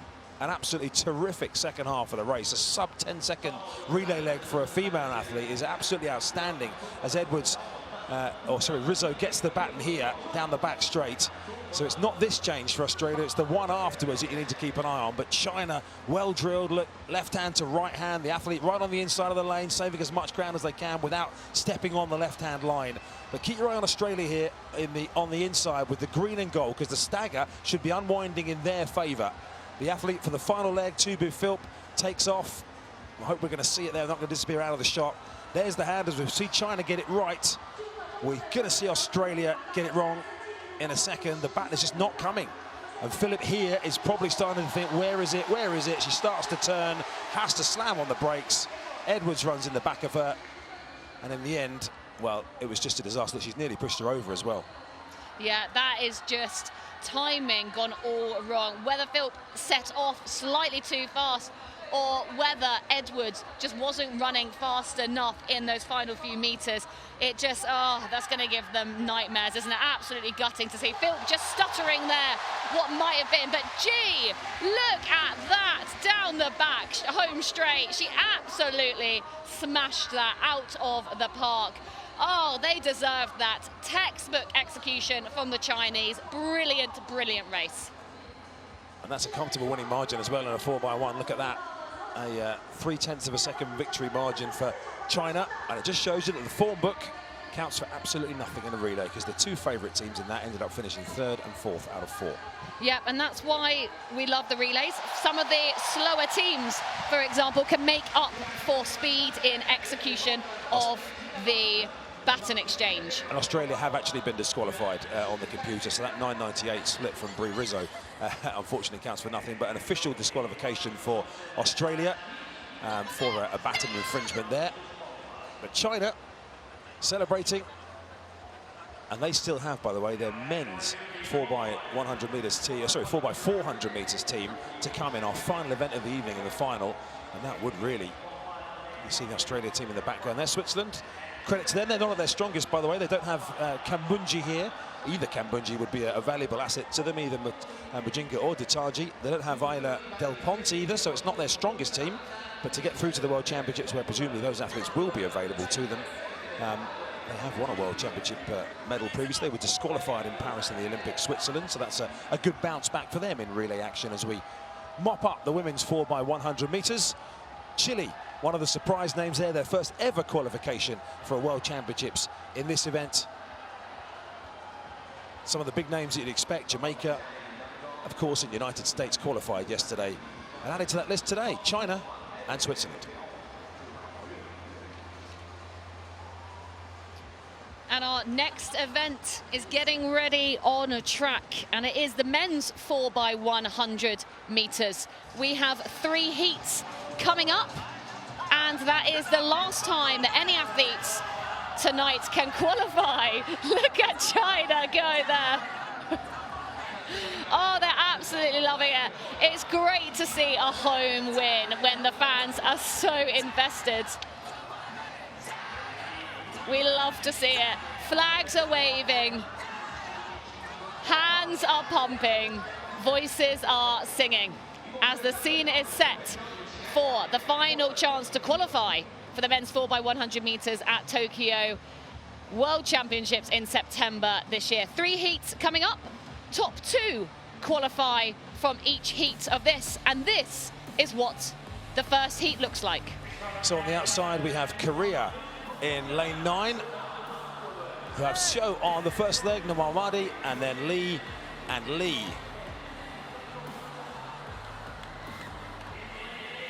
Ineta Switzerland, who finished 5th at the European Championships. Jonathan Gomez will lead them off. Mumenthaler, Lestrada and Bachmann. Lane 7 of Ghana, who were just edged out of it yesterday. They've made 1 change to their team. They've replaced Sean Safo Antwi on the 3rd leg. They've brought in Mustafa Bokpin in the centre of your picture there to run the 3rd leg. The rest of the team is the same as yesterday. France, they are strong, and they have the same quartet as yesterday. Pablo Mateo to Jeff Arius, Ryan Zeze and Emeric Priam for France. The Olympic finalists, they were 3rd in this last year. Netherlands also field the same quartet, the European silver medalists. They were the fastest non-qualifiers yesterday with this quartet of Adigida, Burnett, Moajok and Afrifa. And there'll be a good reception for Chinese Taipei. This is the only event in which they are entered here, and 3 of the team from, in fact, the whole team from yesterday, my apologies, line up again for Chinese Taipei.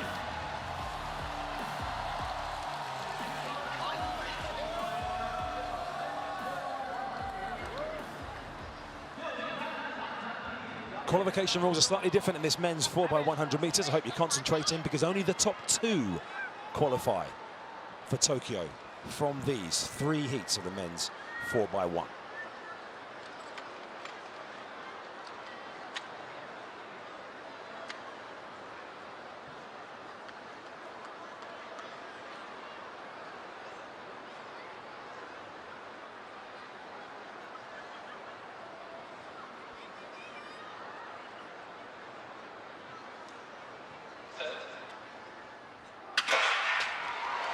This is competitive.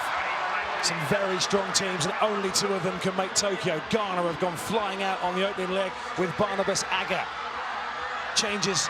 Ghana, no, not the best change. They have still got the baton. The athlete is juggling the baton down the back straight there. He's still just about got hold of it. Trying to make up the ground now on France, who are going strongly. Not a smooth change from France. Not a smooth change on the outside either. Switzerland have gone.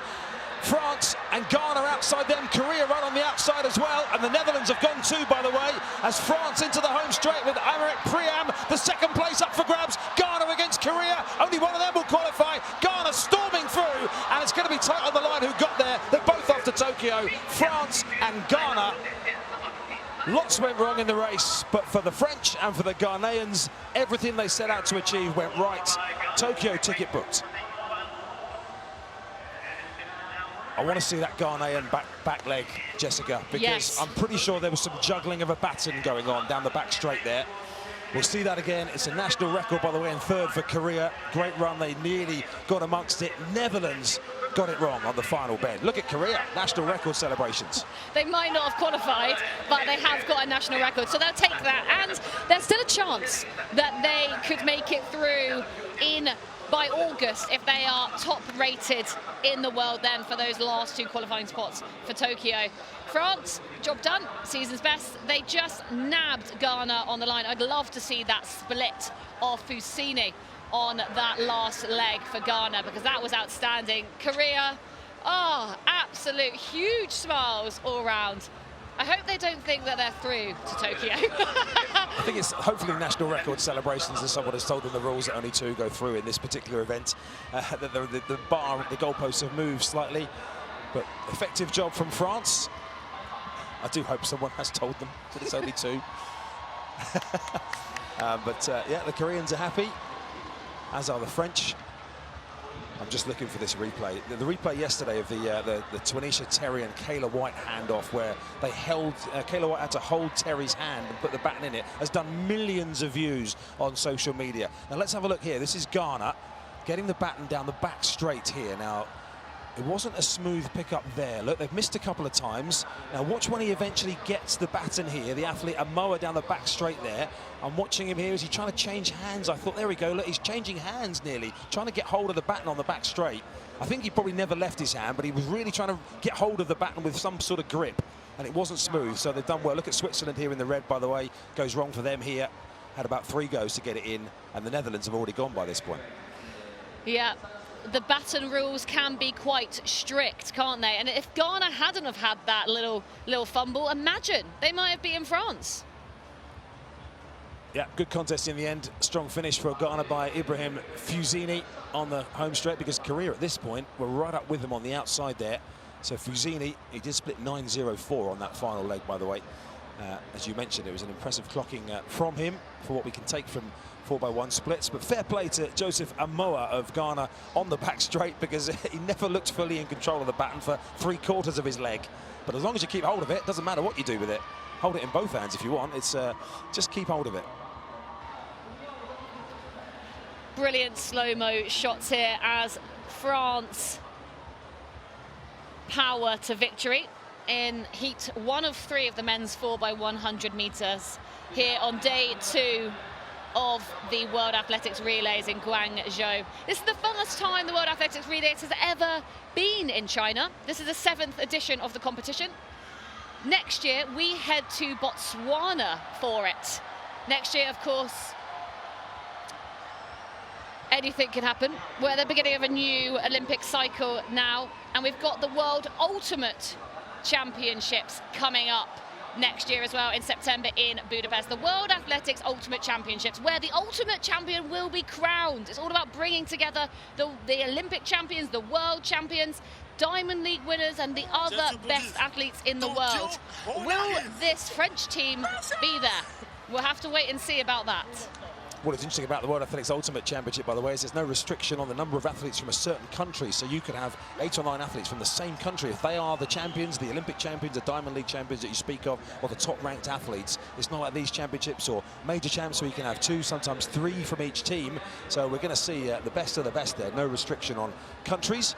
But Ghana, that's a great qualification from them. Benjamin Azamati is one of their stronger runners. He's not here. But as we look at the leg splits here, and that Ghanaian final split, as you mentioned, from Fusini down in the low 9s, but it was Sio who got him off to a great start with that 10.23 out of the blocks. Chen 8.49 down the back straight. Ghana 9.28 while juggling a baton. Then Bokpin round the bend for them, 9.36 and 9.04 for Fusini on the last leg, the quickest. Again, if you weren't with us earlier on, a reminder, those splits, athletes take the baton in different positions within the takeover zone, so it's not an entire science there. But what you don't need any science to know is that a DNF next to your name in the shape of Netherlands and Switzerland is the worst possible result. Yeah, and here we go. That was shots of some Jamaican fans, because this is heat 2 of 3 of the men's 4x100 meters World Championships qualifying round 2. 6 teams, this is how they line up. On the outside, we have got Paraguay, Wolk, Salazar, Maidana, and Almiron. Loving their kit, their casual ambiance of the Paraguayan team. Love it. Kenya, lane 8. Marisa Ominyalo, Babu, and Odihambo. They've been putting in some good performances so far this weekend. What can they do here? Top 2 qualify, remember. Lane 7, Colombia. Abello leads them out. Palacios, Agualimpia, Flores, and Gula will bring them home. Belgium, they've got to be favourites here alongside Jamaica. Van der Bendem leads them out, followed by Snyders. Vlemeniks and Verherstraten will anchor them home. Jamaica, they weren't in the Olympic final. They dropped the baton here yesterday. Rohan Watson leads them out, followed by Julian Forte. Johan Blake, second fastest man in the world ever on a third leg, and Kashane Thompson, silver medalist in the 100 meters Paris Olympics. Can they get the baton around? Well, Denmark in lane 4. We try to chase them down. Jensen will lead them out. Charles Nielsen, Frond and Lobargo will bring them home. Massive cheers in here for Jamaica, who have got to be the favourites, followed by Belgium. There are just 2 qualifying spots though, and as we've seen, doesn't matter how fast you are, but it does matter how you exchange that baton. So who's got it here in the 4x100 meters men's heat 2 of 3? Can Jamaica hold it together with a team with the likes of Johan Blake and Kashane Thompson in it? You've got to fancy their chances. Just resetting here on the start line. Nerves are aplenty. Noise is aplenty too. I think after China, Jamaica are absolutely the favourite team here in terms of popularity, for sure.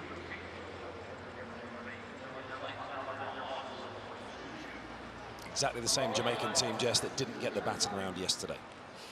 Let's see if that's a good thing or a bad thing. We don't have long to find out. Drama will undoubtedly unfold, and 2 of these teams will book their ticket to the World Champs. A World Champs without a Jamaican 4x100 meter men's team in it, though, would be quite a shock. And we're off first time here in Guangzhou. We are go.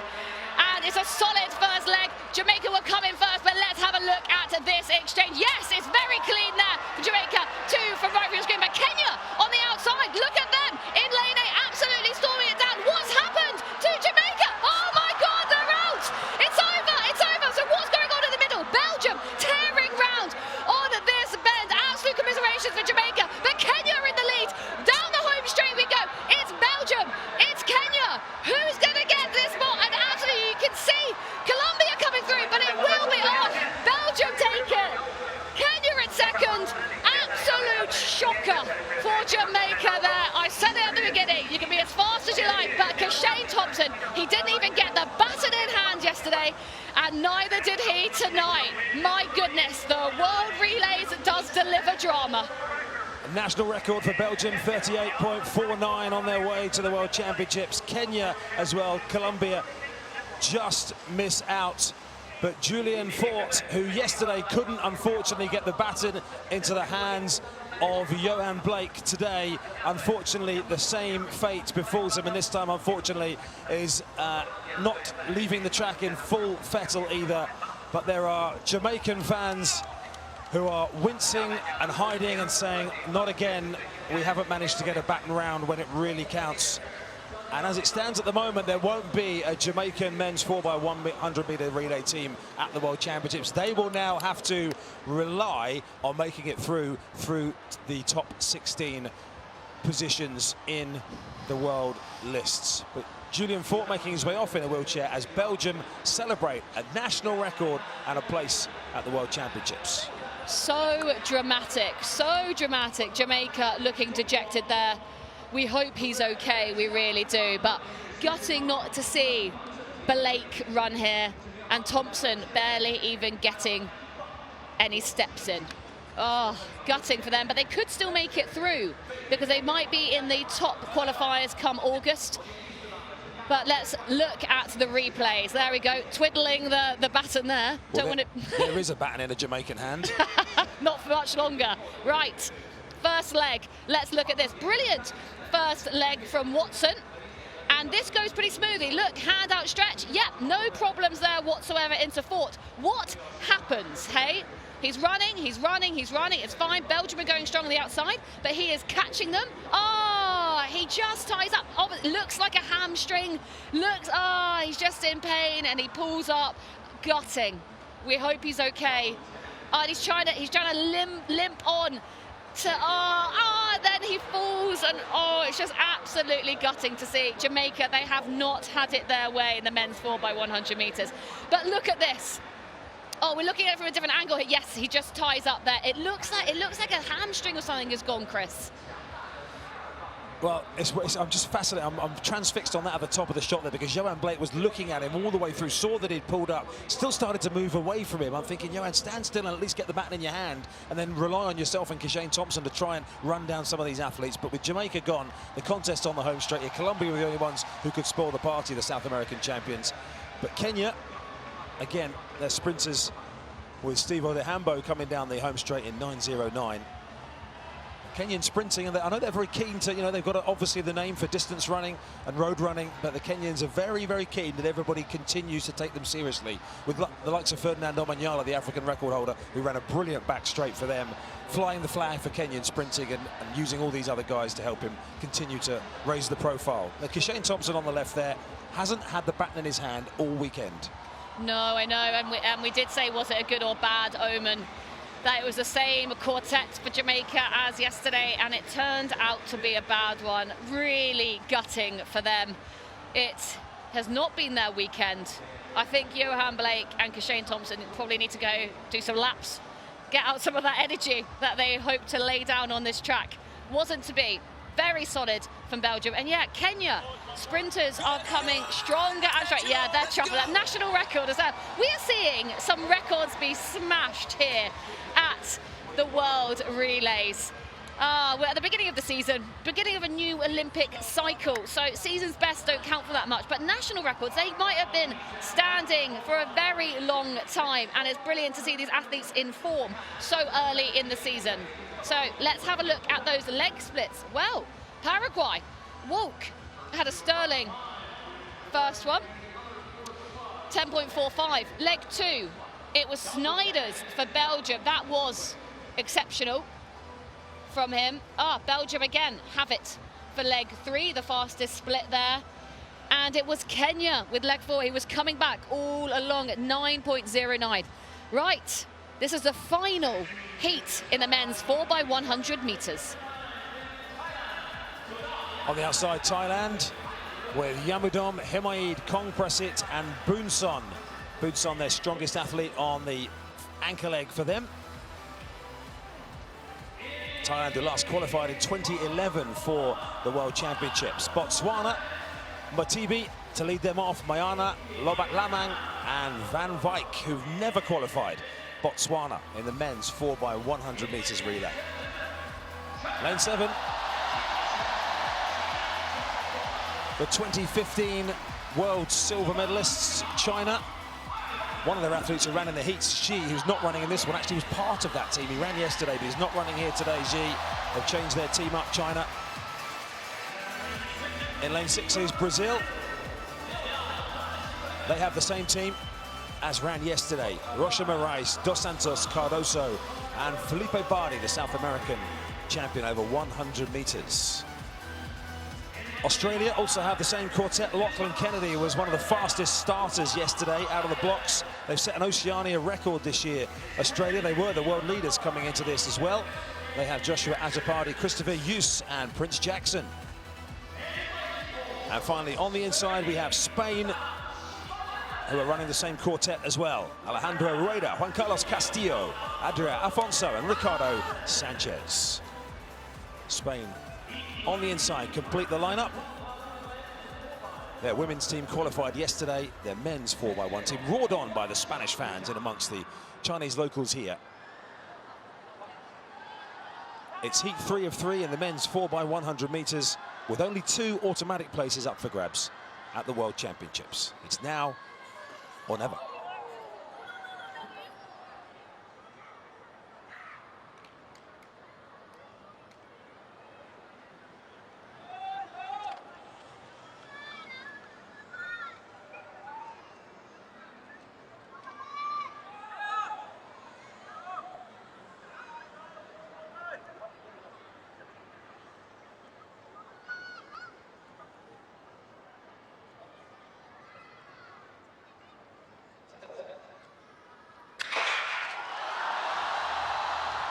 away smoothly again. Botswana out strongly. China, of course. Brazil are struggling through this first leg. Australia with Lachlan Kennedy is right up on there. Good change from Australia. Botswana roared on, and China the same as well. Australia going really well with Joshua Azzopardi down the back straight as they get their change absolutely right, but so did China as well. This is really competitive. Only 2 places in Tokyo. Australia with the advantage of the inside lane. Prince Jackson on the final leg for them. They just about get the baton in time, but it's China away. China pursued by Prince Jackson, but China moving away here. Another famous victory in Guangzhou as China not only book their ticket to the World Championships but do it in spectacular style as he brings them home. Everyone in this stadium was on their feet for that. Outstanding from China so far this evening. That was absolutely brilliant. Gutting for Botswana, who are missing 200-meter Olympic champion Letsile Tebogo from their squad, and they could have done with him in that quartet tonight. Might have been the difference. We'll never know. Well, China, they've taken some inspiration, I think, by a couple of the performances yesterday. They're certainly taking inspiration from this home crowd here in the Changi Stadium. And as Australia's final change again they've been brilliant all the way around Australia. They've been absolutely superbly efficient with the naked eye, and that last one there, unfortunately, in terms of denying them the victory, at least it hasn't cost them a place in the World Championships for Australia. Botswana, as I mentioned going into that, had never qualified for the World Championships. They were 2 tenths and a bit away from doing so. Brazil, well, they paid the price for a poor start there. Felipe Bardi on the final leg couldn't rescue it for them. It was a 10.7 opening leg from Vinicius Rocha Morais there of Brazil on the opening leg. As we see Lachlan Kennedy with a fantastic first leg, again out of the blocks. Of course, the World Indoor silver medalist. You put your best starter usually on the first leg, starting out of the blocks. Here, all good with Australia's changeovers, and China, well, with the advantage here. That was slick between the 2 Australian athletes as well. And Botswana using China as the target. Thailand ran well for a long way on the outside as well, but this final change for Australia, in fact, it's not this one, it's the next one. That's a repeat of the previous change from legs 2 to 3. But as we look at the final change coming up in a moment between Christopher Yuss and Prince Jackson, keep your eye on the edge of the box as well, the front edge of the box for Australia there, as Jackson has to look behind. In fact, they're well inside the box, I think, in the end there. But having to look behind is the worst thing you can possibly do, because it, of course, checks your momentum and your forward body dynamics, if you like. If you're having to turn your shoulder, you want your hand out and trusting the athlete behind you to put that baton in your hand. So Jackson, to be fair, wasn't fazed by it, looking up at the screen to check what was going on around him as he pursued all the way to the line. And for some of these athletes, particularly the Chinese athletes, this will be the biggest kind of athletes environment and home crowd that they have ever competed in, roared on by the home crowd. Celebrations for Zheng. And that is all of our World Championship qualifying rounds done, Jess. Everybody's places in Tokyo, the 14 teams who are booking their places in the World Championships. Everyone's done what they need to or what they can do. And now, as you can see, inside the stadium, as we prepare for our 5 remaining World Athletics finals, we have a spectacular light show. We certainly do. This is absolutely brilliant. The fans loving it. They're getting the lights out on their phones. Look at the city of Guangzhou, lit up spectacularly. These shots we're seeing are absolutely outstanding as the tension begins to build here in the Tianyi Stadium, Guangzhou. And the tension has been high as we've seen thrills and spills so far. And next, coming up, the reason for this light show is because we're now at finals time. This means that all of these teams have already qualified for Tokyo World Championships later this year in September. So what they're racing for now is glory, money, and seeding at the World Championships in Tokyo. We have 8 teams taking part in the mixed 4x400 meters relay, but what we can see on the screen now is the qualified men's 4x100 meter teams who will definitely be going to Tokyo. brilliant music, brilliant display here in the Tianyi Stadium as athletes prepare to come out of the tunnel. As we see the Canton Tower, 600 meters tall, looking out over the largest city in southern China. The roars go up from the Chinese crowd here as we get ready to welcome the finalists of the mixed 4x400 meters relay here in Guangzhou for the World Athletics Relays 2025.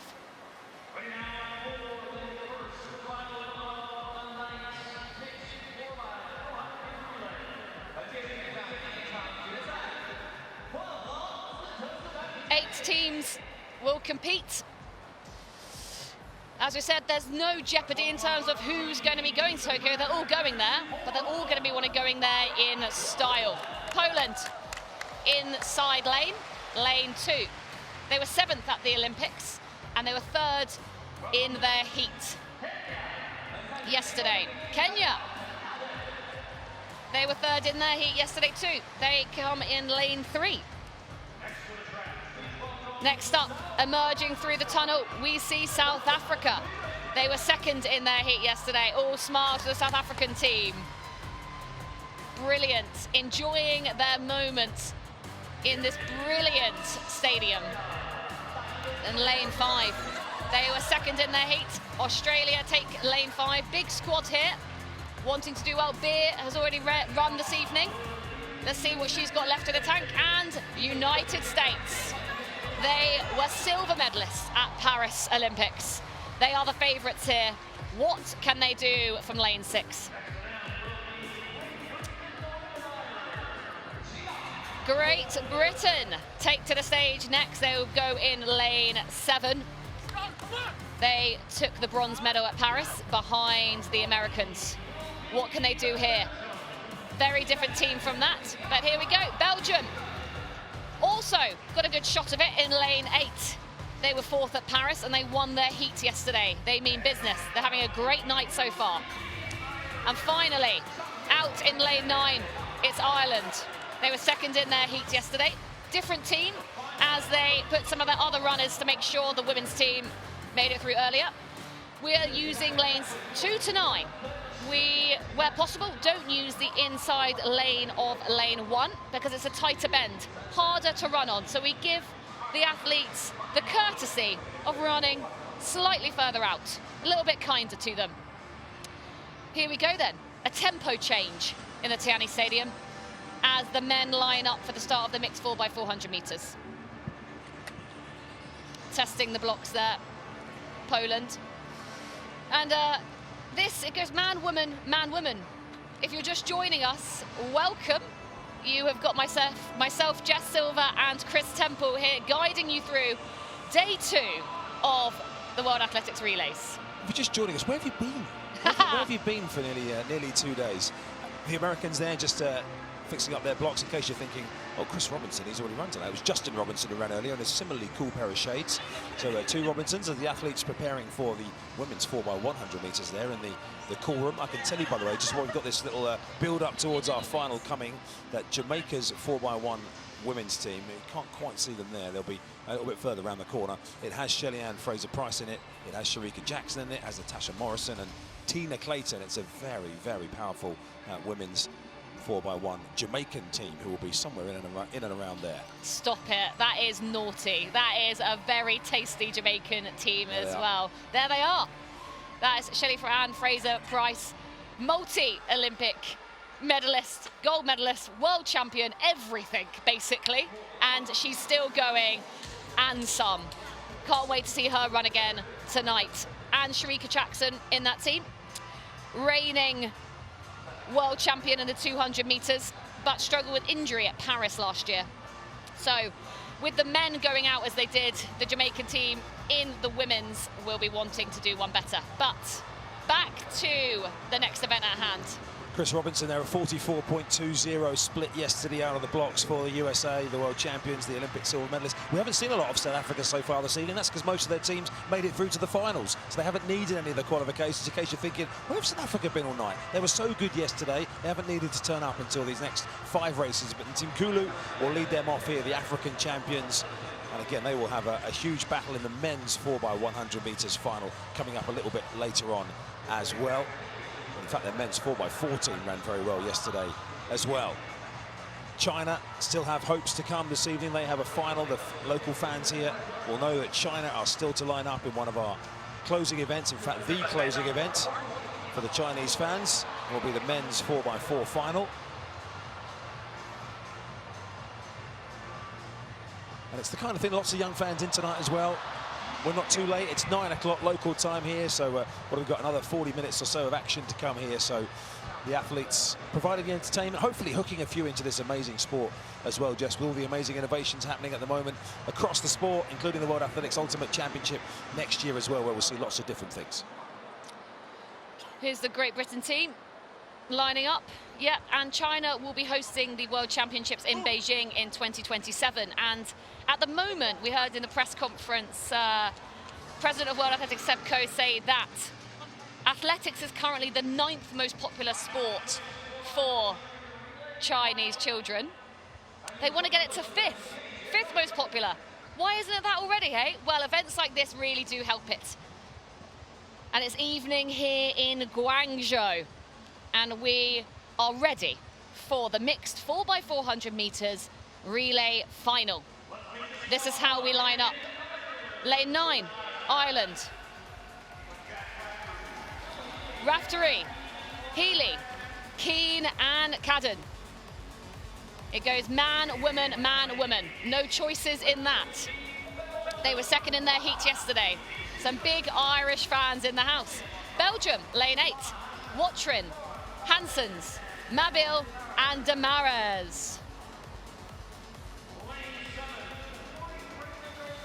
Lane 7, the bronze Olympic medalists. Not quite this team, but in this one goes Lunt, Malik, Swift and Kelly. What can they do here tonight? They are favourites next to United States of America in lane 6. Cheers go up in the arena. Robinson, Okolo, Blockberger and Irby Jackson, who was exceptional yesterday. They are the Paris silver medalists. They are the ones to beat. Australia, lane 5. Van Rantingen, Beer, Thorne and Bull. Beer's having a busy night. They were second in their heat yesterday. What can they do tonight from lane 5? Here we go, South Africa having a brilliant weekend so far. They were second in their heat yesterday. Muthu Makulu will lead them out, followed by Van Staden, Shezi and Van Niekerk. Finalises the South African quartet. And Kenya, what can they do from lane 3? Caparante, Chebet, Tenega and Okech in this man-woman formation for Kenya. Lane 2, 7th at the Olympics, 3rd in their heat yesterday. It is Poland. Kidreski, Bartonowska, Sołtysiak and Losowska is the Polish quartet. Deep breath there. The scene is set. The 8 teams are ready. Nerves aplenty. Glory is up for grabs here. All these teams are going to the World Championships. But which will go there as the World Athletics Relay Champions? All teams wait nervously there in the pen as we start the mixed 4x400 meters in a stagger. Poland 2, Kenya 3, South Africa 4, Australia 5, USA 6, Great Britain 7, Belgium 8, and Ireland 9. And we are off. Look at the middle of your screen, a strong start there for the silver medalists from the Paris Olympics. That is USA. Robinson going strong there. Also, on the outside left of your screen, Belgium. Watrin having a really good first couple of 100 meters here as we come round the bend. America already overtaking Great Britain. Lunt has lost that advantage as we come down into the home straight. America are definitely in the lead as we pass over into a staggered exchange. But Ireland coming back very strong from Raftery there. But it will be the USA who hand over in first place. Oh no, Australia, absolutely outstanding pass over there. They take the lead. That is Beer on the second leg for them. Where did they come from? Goodness me, they're having a stormer. Can Beer maintain this? She's had a busy night already, going down the back straight, and the stagger will unwind, and we'll really see where we're at. So that is Australia 1, USA 2, Kenya 3, and then it's anybody guesses behind that. I think it's Belgium, followed by a pretty close back four. Australia extending that lead at the moment. Beer having an absolutely outstanding run. Okolo for the USA, just coming round onto her shoulder as we come into the home straight, going into leg 3 or 4. Kenya having a brilliant run as well. Oh my goodness, look at that. Okeche from Kenya, absolutely sterling job. Australia will pass over in first place, Kenya second, USA third.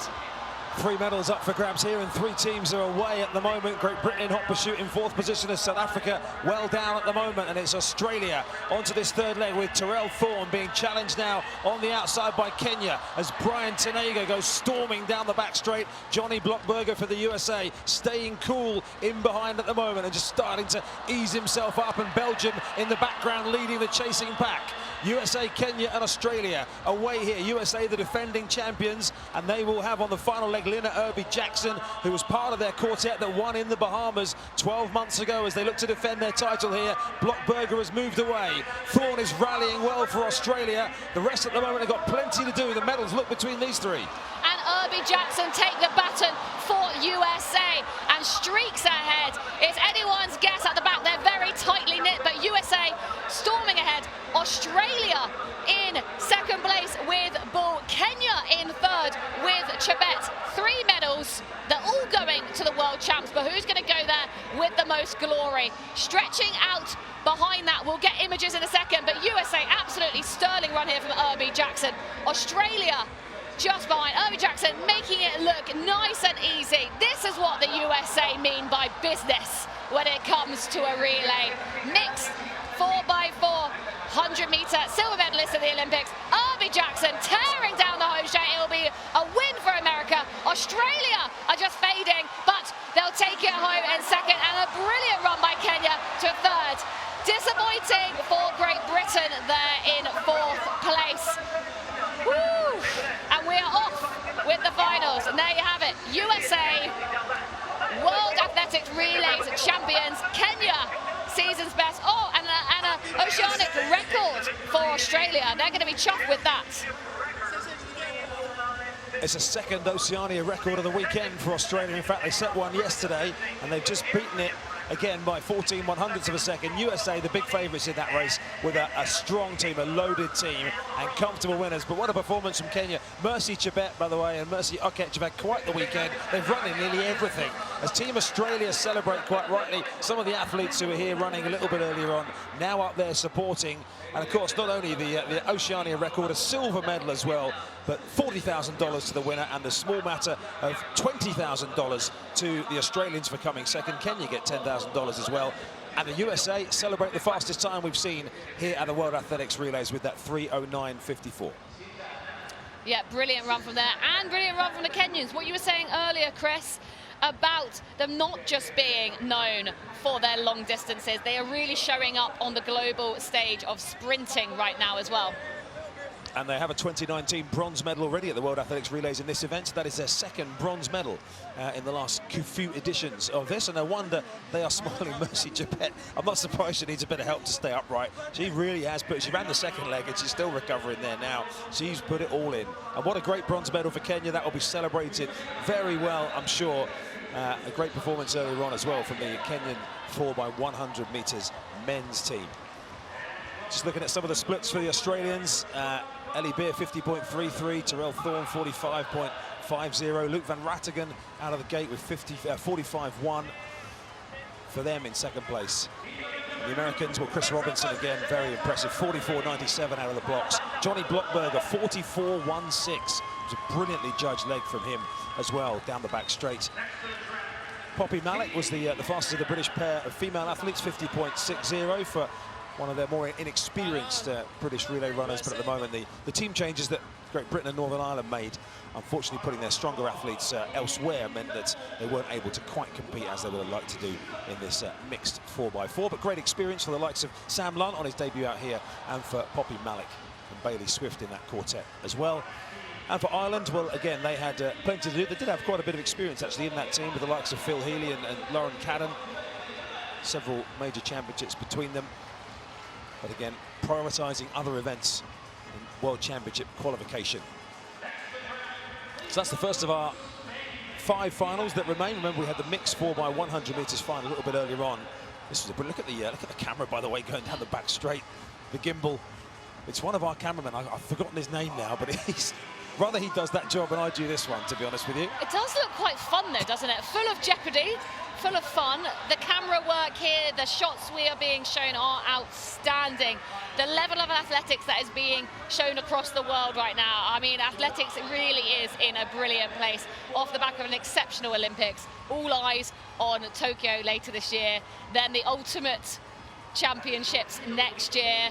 Oh, it really is an exciting time. Superstars left, right and centre. But what we love about the relays at this time of year is it's the start of the season.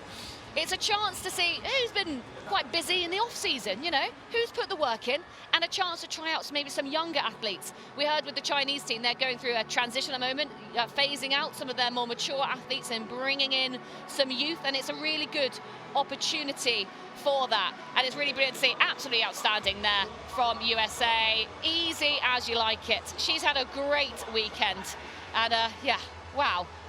It was funny, just off the shot, as the Australian team, as Bull was, by the way, that's Bull's second leg of the night as well, so you can wonder why she's looking a little bit tired coming down that home straight, keeping her eye on the screen to make sure she knew that there was only going to be a threat from Kenya and nobody else.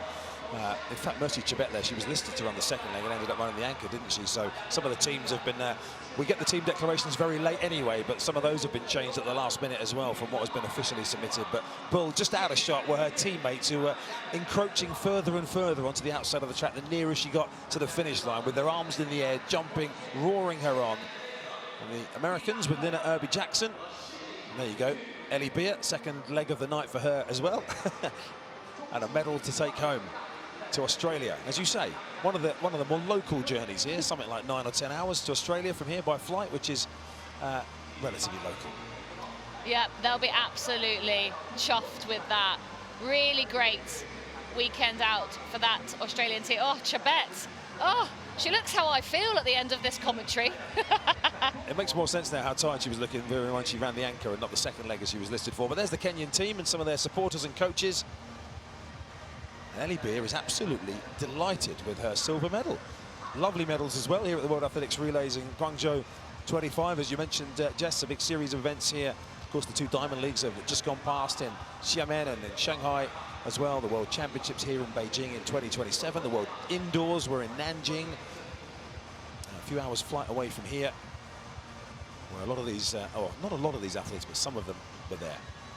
Confirmation of that championship record for the United States, the fastest time we've ever seen in the World Relays in this event. Another Oceania record for Australia, their second of the weekend, and Kenya, another bronze for them after their 2019 repeat.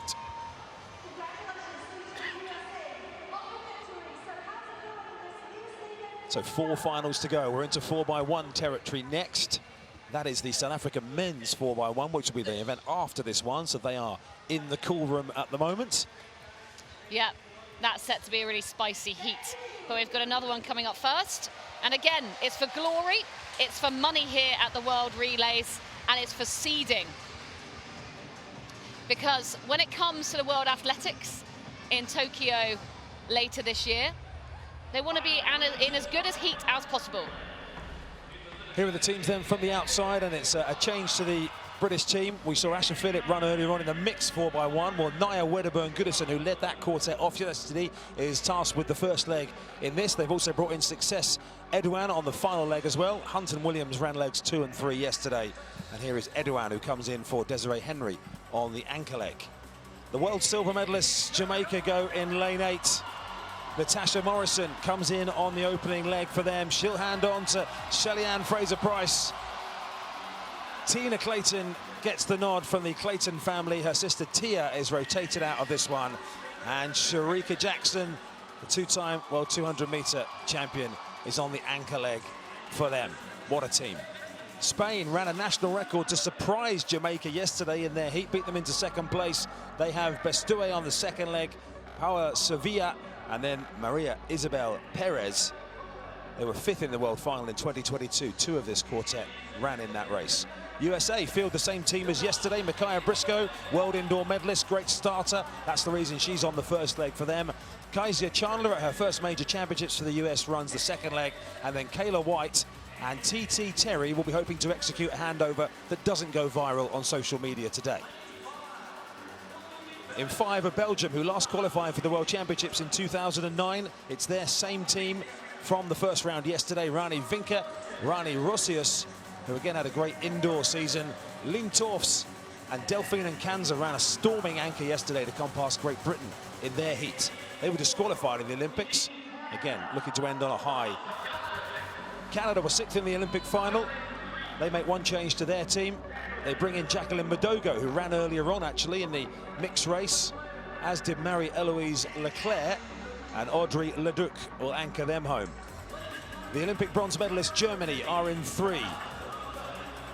Sophia Junk to lead them off, handing on to Nella Jaworski, Jessica Bianca Vesely, and Rebecca Haase, who anchored them home to Olympic bronze, anchors them here in China.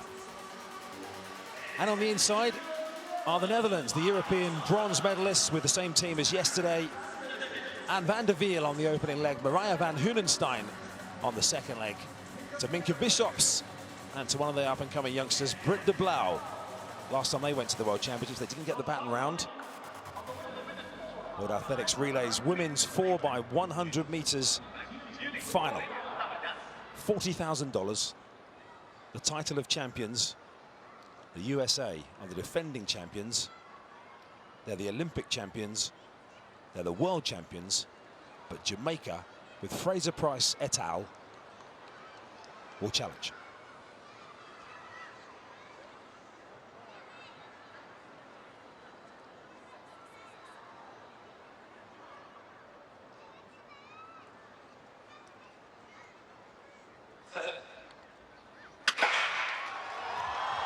So all eyes on Jamaica, one from the outside, and for USA as well. It's a fast start from Micaiah Briscoe with the USA, who's up on Spain. Outside her already, Briscoe handing the baton on for the USA to Kezia Chandler. Down the back straight, Fraser-Pryce ran a brilliant back straight yesterday, not taking too much at the moment out of the teams outside her. Fraser-Pryce as the baton moves on for Jamaica. Great Britain and Northern Ireland right on the outside. USA at the moment, Spain are running another absolute stormer. This is wide open for the medals. Coming into the home straight, it's Spain who get the baton in their hand first. Shericka Jackson for Jamaica. TT Terry storming down the home straight, and Success Edouan for Great Britain on the outside. What a run from Edouan, who takes it for Great Britain ahead of Spain and Jamaica. Wow! What a run from the great British athlete, Success Edouan. Her name is Success, and she brings success. It's gold for Great Britain here. What's coming up on the screen is clearly correct, with Jamaica having been listed as the winners, but Spain coming home in second place. What an unbelievable run. And I've got to say, Jess, when the baton came into the home straight, Great Britain are just having a panic at the moment, because the same results you saw on the screen have come up on the board here in the arena. But it will eventually get corrected. They're looking around at the moment going, what's that all about? What a last 80 meters that was. I mean, that was absolutely outstanding. Oh, I mean, what more can you want from a championship? Spain beside themselves. They are having the weekend of their lives. Shericka Jackson there, not so much. Not having the time of her life. But Spain, I mean, can it get any better for them? They absolutely loved it. They have been outstanding all weekend. We're going to wait for 100% confirmation there. Pretty sure that was Great Britain crossing the line in first, but let's see what happened with second, third and fourth. Amy Hunt there. She was 5th at the indoor 60 meters. earlier this year, having an outstanding season. Tina Clayton had a good run there. Pretty solid on the exchanges, but I'd like to see some replays of those. Well, just to say you're not missing anything here because we don't have any information on the result system. I think it is finally coming through now as we see the teams in the arena coming in for the next race. But it is now coming up on the computer, confirmed that Great Britain and Northern Ireland have won. There you go. That is the correct result. Great Britain and Northern Ireland with two relatively untried youngsters on the opening and anchor legs there with the experience in the middle. What a fantastic victory that is for them. Running down, holding off Shericka Jackson in the home straight. And a word for Spain, by the way, who, again, have beaten Jamaica and the United States. I know. With, you know, they had some big names in there, Jamaica and the USA, with Shelly-Ann Fraser-Pryce. And then, oh, my goodness, I mean, Spain, wow. Silver medalists here at the World Athletics Relays. Absolutely exceptional.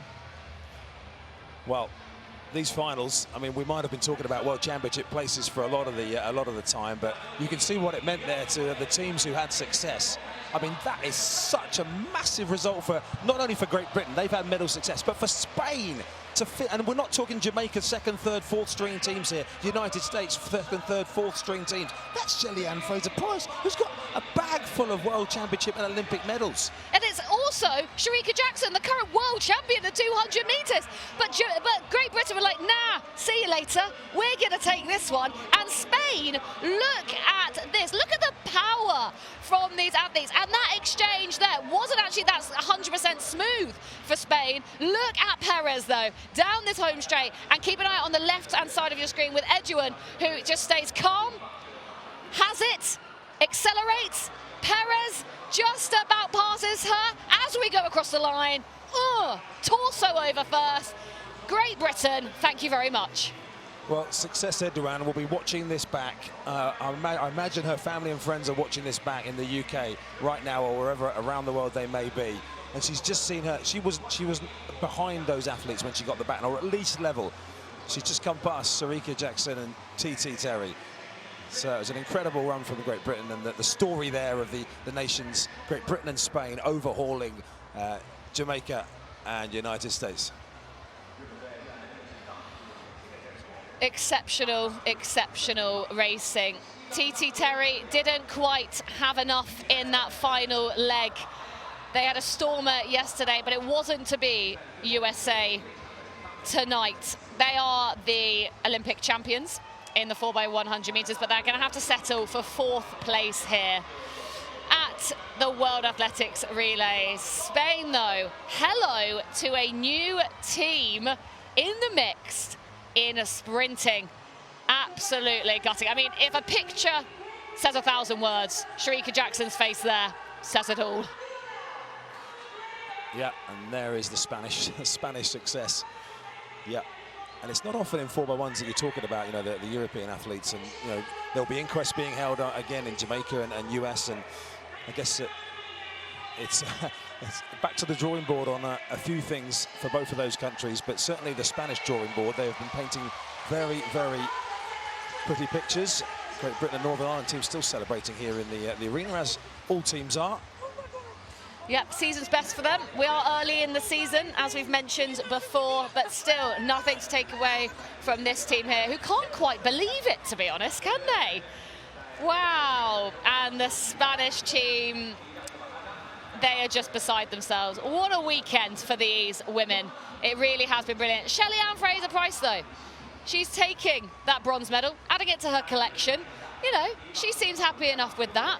She really is a superstar in more ways than one. If you haven't seen it already, the footage of her storming her son's school sports days, 100 metres, is really worth a watch across social media. But here we go. Here is the confirmation of the women's 4x100 metre relay final. Great Britain take 1st place, Spain 2nd, Jamaica 3rd, and the Olympic champions down in 4th. A national record, though, for the Canadians. Belgium came in 6th, Netherlands 7th, and it was a do not finish for Germany.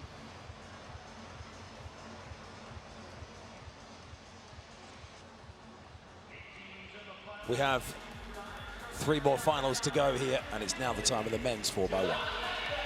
Right, men's 4x100 metre final here at the World Athletics Relays. Out outside lane, Italy, Desalu, Maluzzo, Pata and Tortu will bring them home. They were 4th at Paris. South Africa, lane 8. Walaza will lead them out. Dambil, second leg. Nkuwana in 3rd, and Simbini will bring them home in the anchor. He's been exceptional so far, and they are the silver medalists from the Paris Olympics. Japan, lane 7. They were 5th at Paris. Okami leads them out, followed by Nishioka, Atago, and Inoue will bring this Japanese team home. Bronze medalists, Great Britain in lane 6, led out by Glaive. Olympian Mitchell Blake, part of that bronze medal winning team in second leg. Efaloko runs the 3rd, and Amo Darzi will take anchor leg. Lane 5, United States. They were disqualified in the Olympic final at Paris. Can they go better here? Courtney Lindsay leads them out. Kenny Benararek in second leg. Kyrie King in 3rd. And Hicklin in the final leg. Canada take lane 4. They are the Olympic champions, and this is their Olympic winning team. Brown, Blake, Rodney takes 3rd leg, and De Grasse will bring them home. What will they do here? A roar goes up for De Grasse in the stadium. Inside of them, Poland in lane 3. Krupa will lead them out, followed by Vodvik on the second leg, Zach on the 3rd, and Kopech on the anchor leg. And finally, the 8th team in this final, Germany, lane 2. Kranz leads them out. Ansa, second leg. Wagner in 3rd, and Ansa Pepra will bring them home. This is a stacked field, make no mistake about it. There's no Jamaica in it. Anyone could take it, but Great Britain, USA, Japan, South Africa, and of course, the Olympic reigning champions in Canada in lane 4 have got to be in with a very good shout. Here we go then. Men's 4x100 meter final here at the World Athletics Relays, Guangzhou 2025.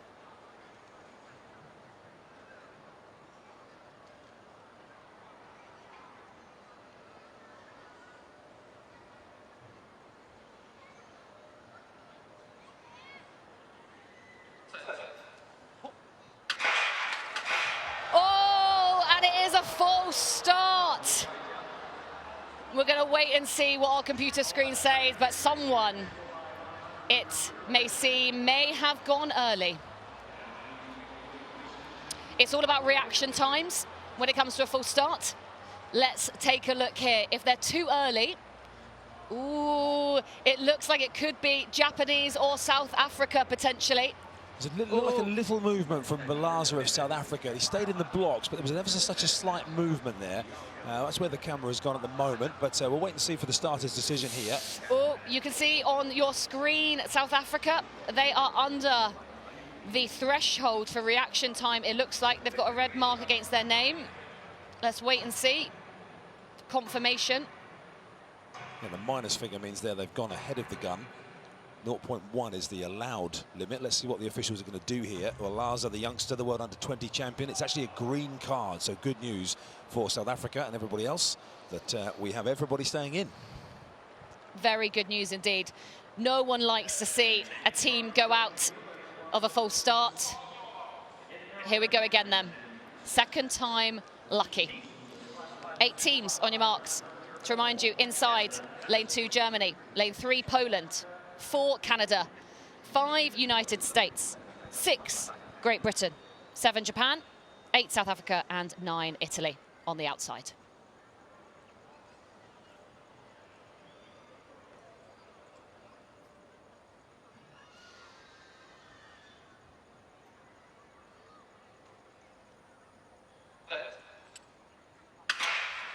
And we're away this time as they power around this first corner of the men's 4x100 meters. Exceptional running there from South Africa. It looks like as we go into the exchange, Cleave has South Africa. Clean from America. Look at Japan storming ahead as well. USA, Kenny Bednarek storming down that.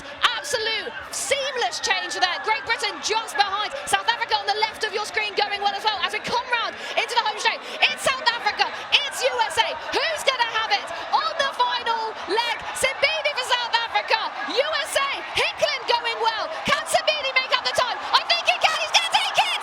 And Simbini for South Africa takes on the line. Diamond League winner so far this year. Exceptional form. He's really shown us what he's made of here. USA seconds.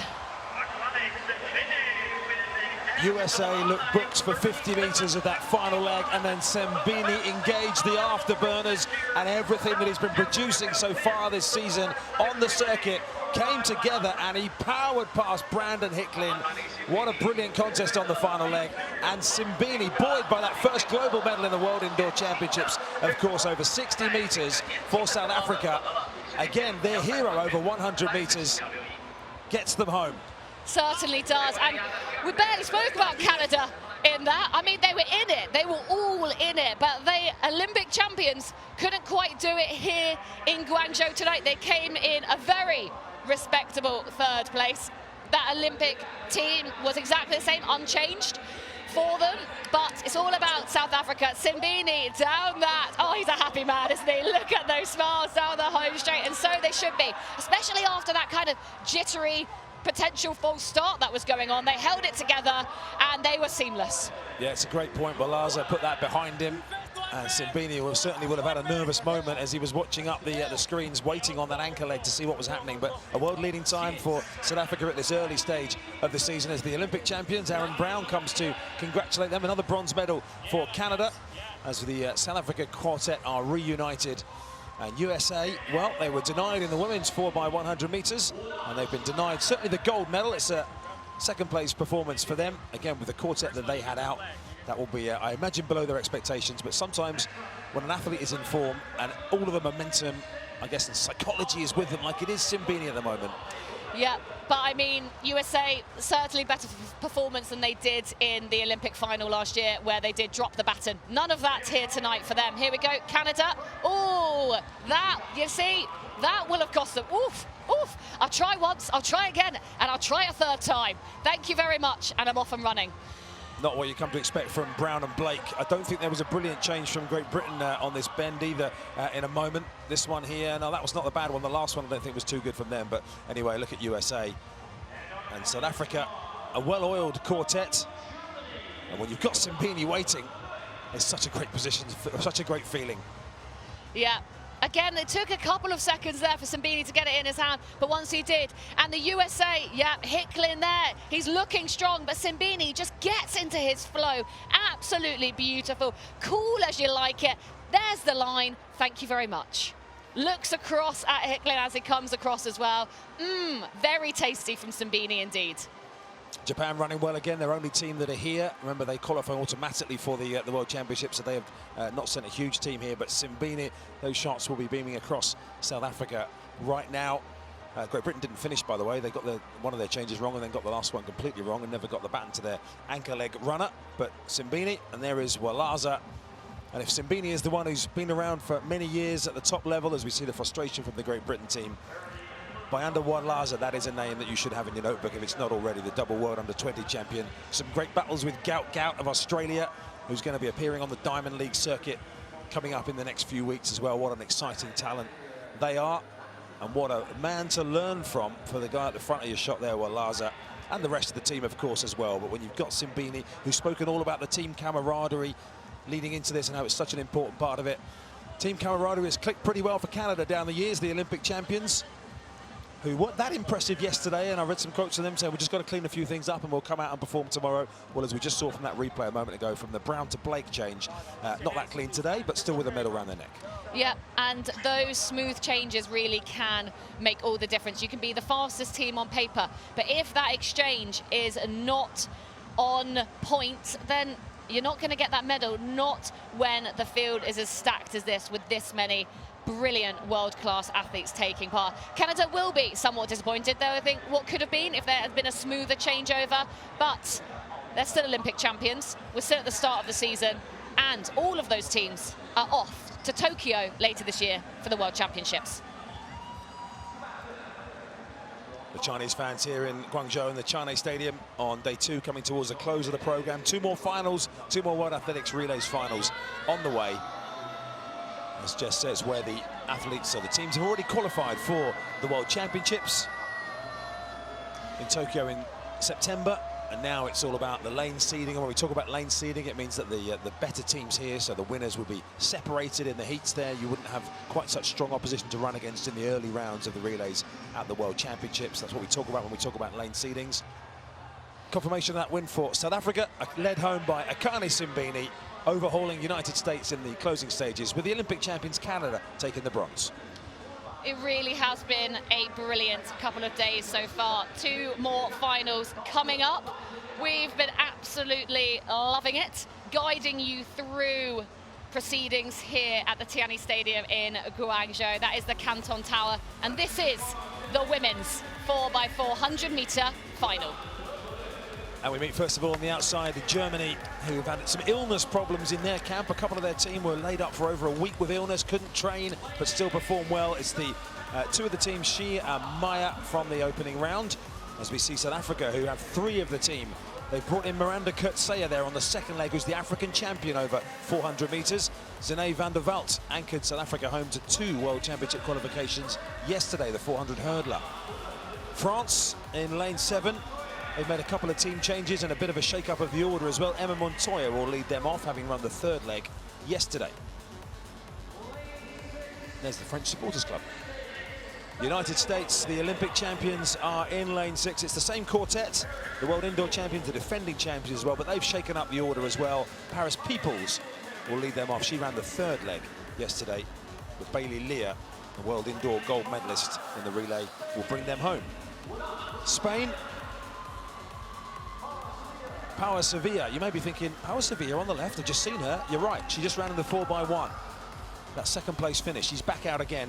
The rest of the Spanish team is the same one who ran very well yesterday. They all split in the 51s.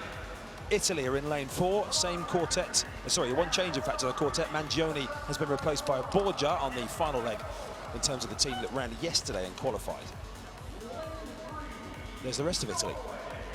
Norway in 3.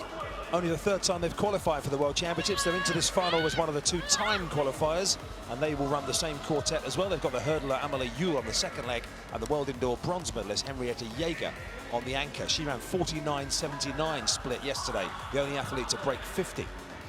And Canada, who took the bronze medal last year, and they've got a couple of athletes who were also in action in the mixed race earlier on, Gale and Shearer.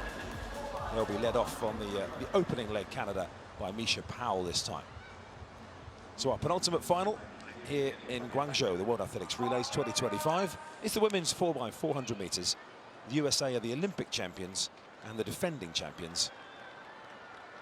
Spain are on the crest of a wave.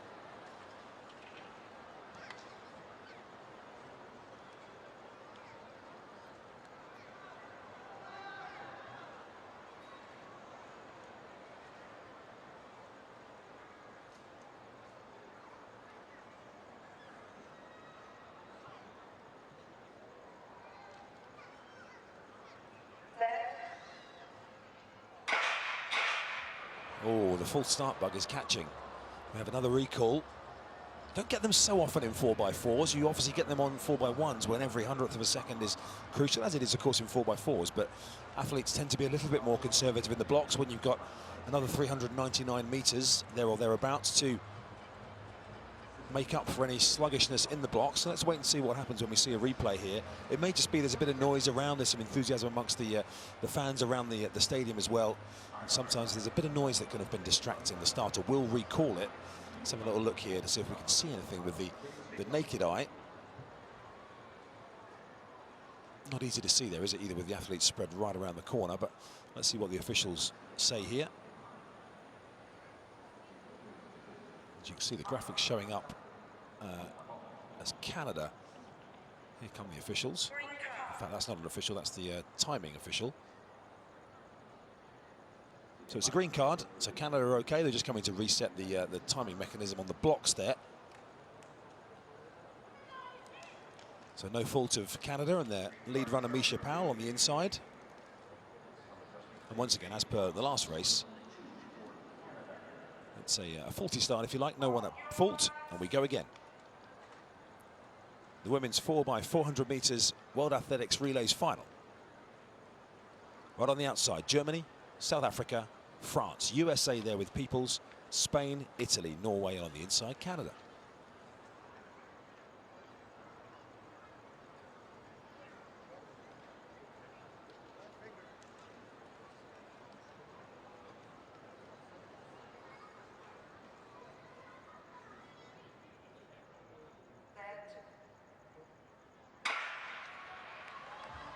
This is one of the more inexperienced USA quartets that they have fielded here across these championships so far.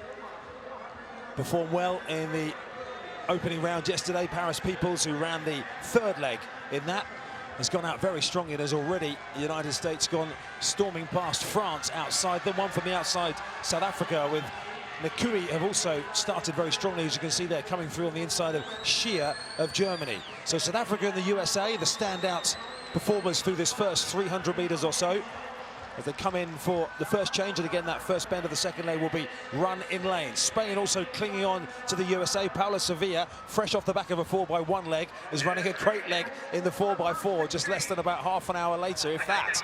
So Peoples just starting to tie up here as South Africa and Spain finish the leg strongly. Italy also was strong in the second half of the leg there, as they hand on to Anna Pollinari for the second leg. Just lost a bit of ground actually at the changeover, Italy, as they prepare to break in the back straight from their lane. Spain on the inside of the USA, who've come through strongly here with Kamira Davis rather, on the second leg for them. Spain just settling in behind in second place. Then Miranda Kurtzea, who should be fresh, the African champion over 400 meters, wasn't involved yesterday, but starting to cluster up in behind. I would expect this to be another of the competitive heats. But the USA with Kamira Davis just managing things out front here as Kurtzea finishes strongly. Amelie Yule in the white of Norway, the 400-meter hurdler, as well in fourth position, as the athletes fan out and prepare with the USA, South Africa and Spain in the medal positions.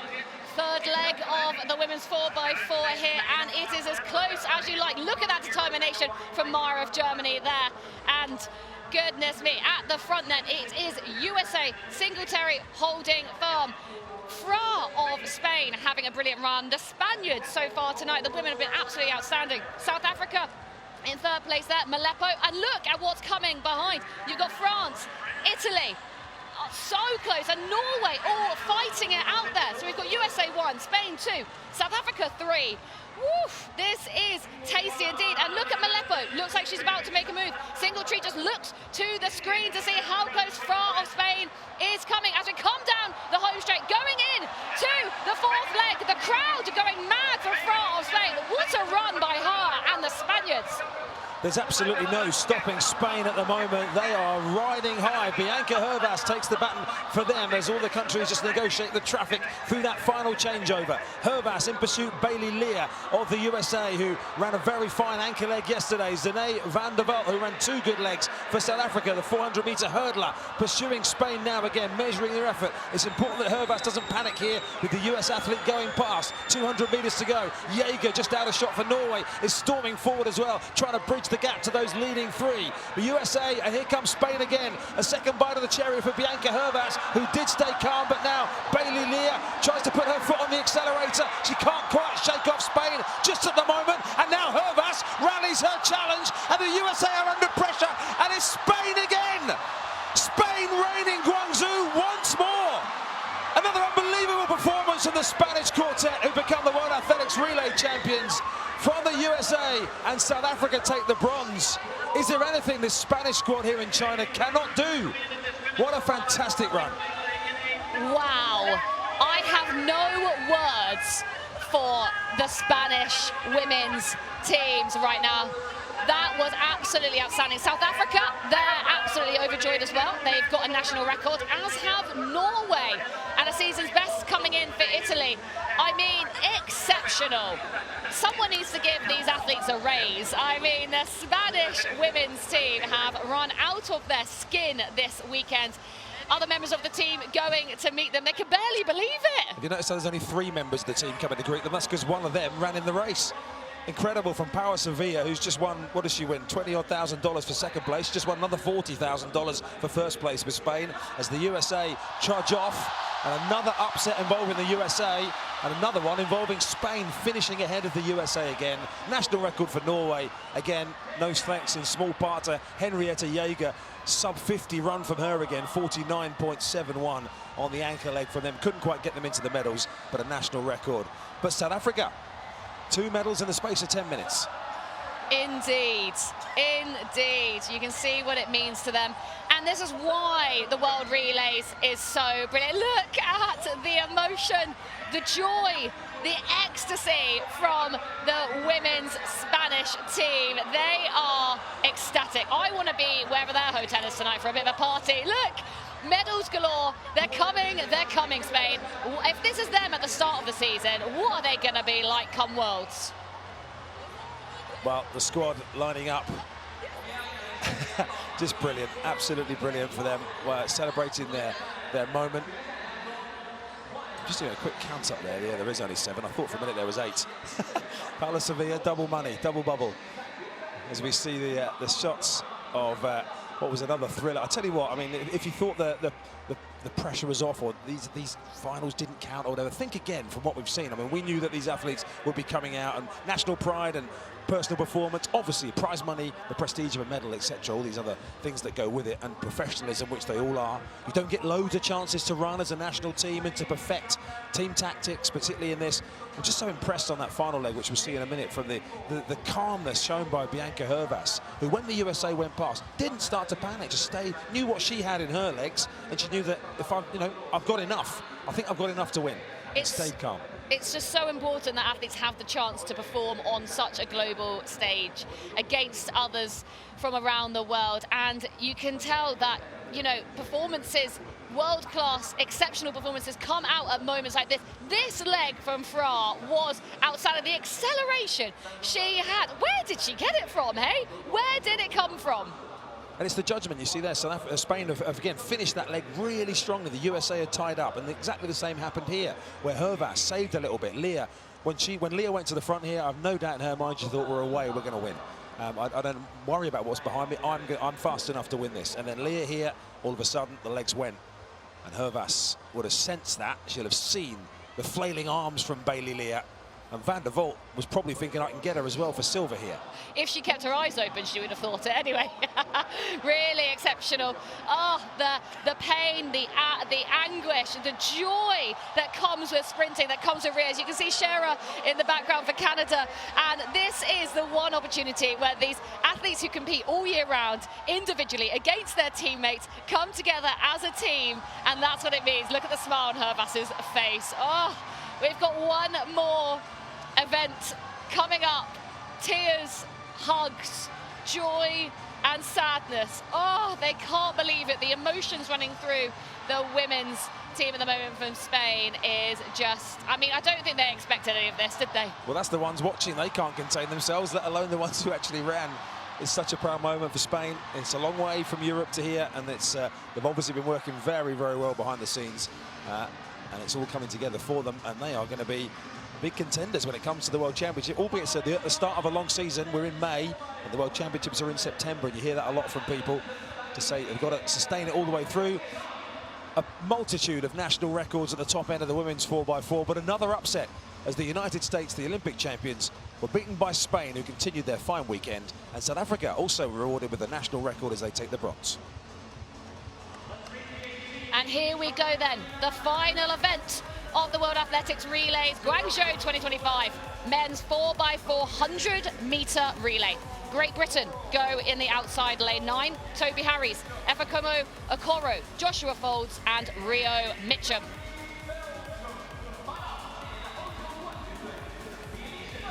Belgium are next to them. They were 4th at the Paris Olympics, whereas Great Britain were bronze. Secure, Van der Bemdem, Segers and Dum. South Africa take lane 7. They were 5th at Paris. They were the fastest qualifiers here yesterday. Gardio Isaacs leads them out, passes on to Ocon, Kokomoa, and Nene, they mean business. France, they were 9th at Paris, but they won their heat yesterday in the 2nd fastest time. They're also tipped to do well here. Led out by Koulibaly, then Prevost, Som and Soudril. Botswana are next in lane 5. French fans in the house. Here we go. Olympic silver medalists, led out by Epi, Oratil, Rangwe and Scotch. They are missing Tobogo, 200-meter champion at the Olympics, but the Botswanan fans are in the house. They're excited to cheer on their teammates. Kenya, down on their knees. Lane 4, Tonui, Ekwam, Morisa and Kip Korea will see the Kenyans home. To the inside lanes then, we go to lane 3. Portugal, outstanding result yesterday, never qualified for a World Champs before, this team, but Tavares will lead them out. Then Dos Santos, El Khatibib and Franco. And here we go then, the final team. Lane 2, it is China. Bao will lead them out, followed by Yu, Zheng and Li will bring them home. Ready for the crowd to be very loud indeed. China, the crowd here has hung around to see the end of this 2 days of competition through, because China did an outstanding run yesterday to book their ticket to Tokyo, to the World Champs this year. What can they deliver in this final of the men's 4x400 meters? It's all to play for. 8 teams, glory at stake. China on the inside, Portugal 3, Kenya 4, Botswana 5, France 6, South Africa 7, Belgium 8, and Great Britain on the outside in 9.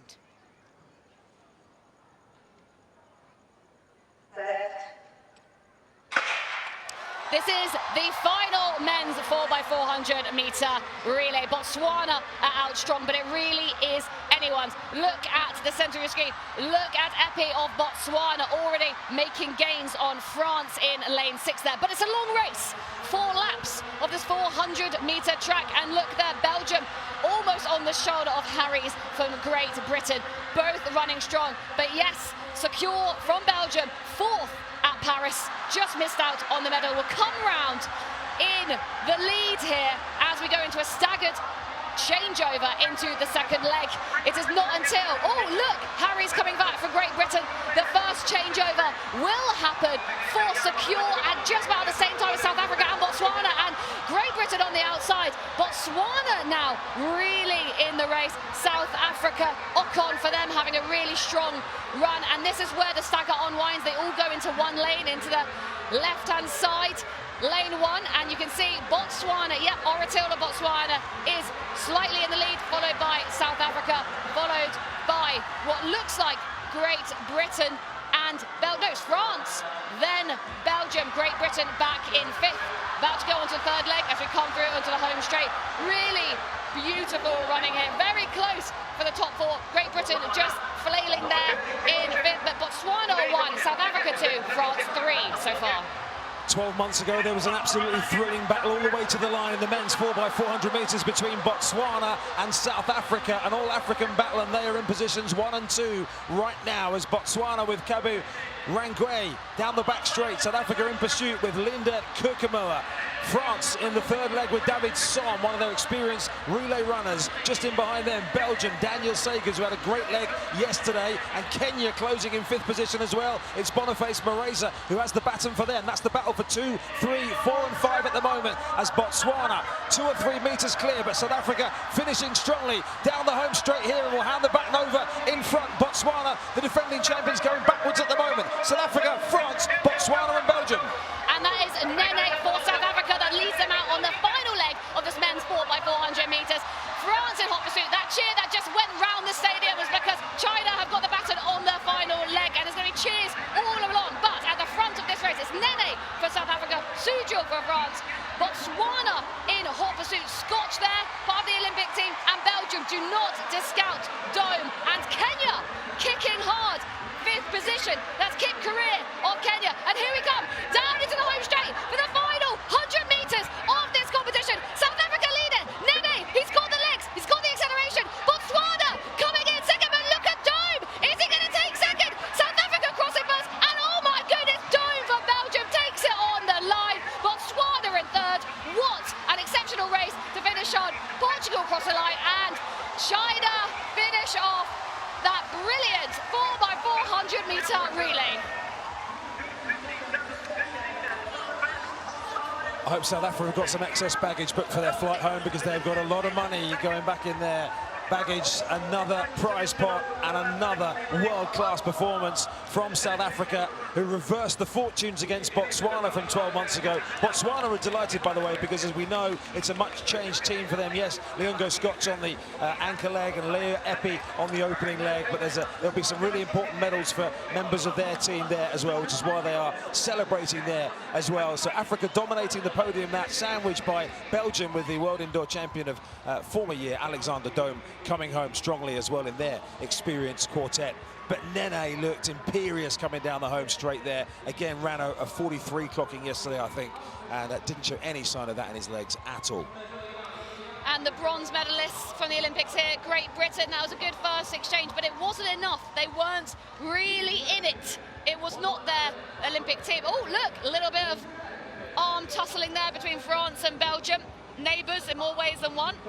And look, Botswana, South Africa, really exceptional running there as we do this exchange. Look at the intent on their faces. Oh, it was so close. And it was actually the end of that leg. Here's Kirkemo coming down the home straight. The momentum with which he finished is what propelled South Africa forward, and Nene was able to then move away. Great leg here from France, although they couldn't maintain it on the final leg. But that was that little move there from Kirkemo really set the platform for that final leg.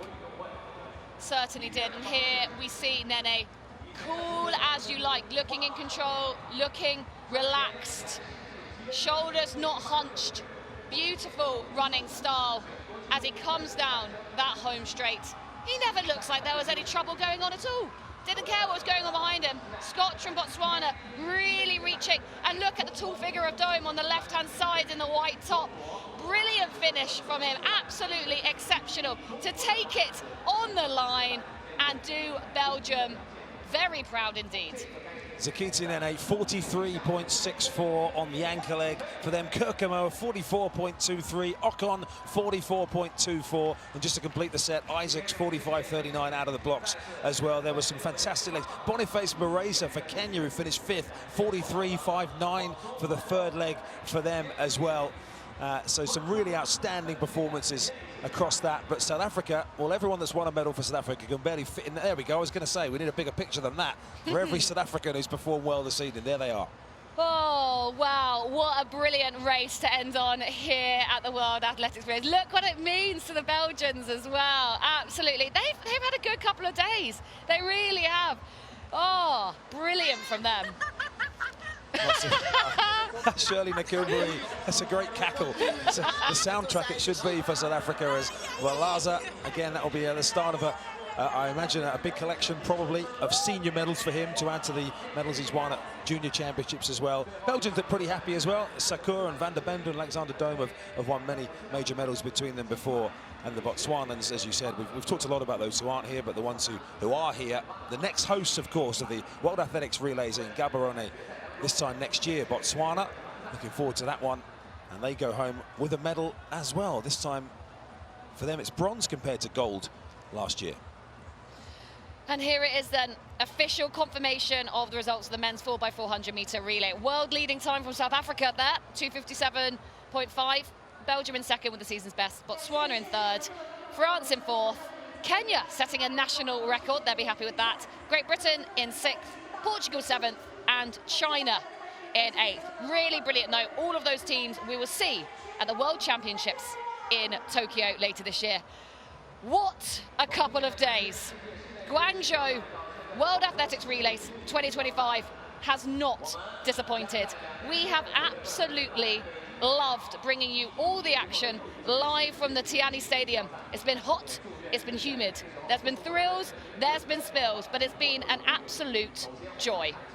Well, the fans have certainly had their entertainment. We've had Chinese success, and they will remember their night here at the Tianyi Stadium in Guangzhou as well, where athletes came thousands of miles to make sure that they booked their ticket back to Asia for the World Athletics Championships in September. South Africa, Spain, some of the shining lights. There were some disappointments elsewhere as well.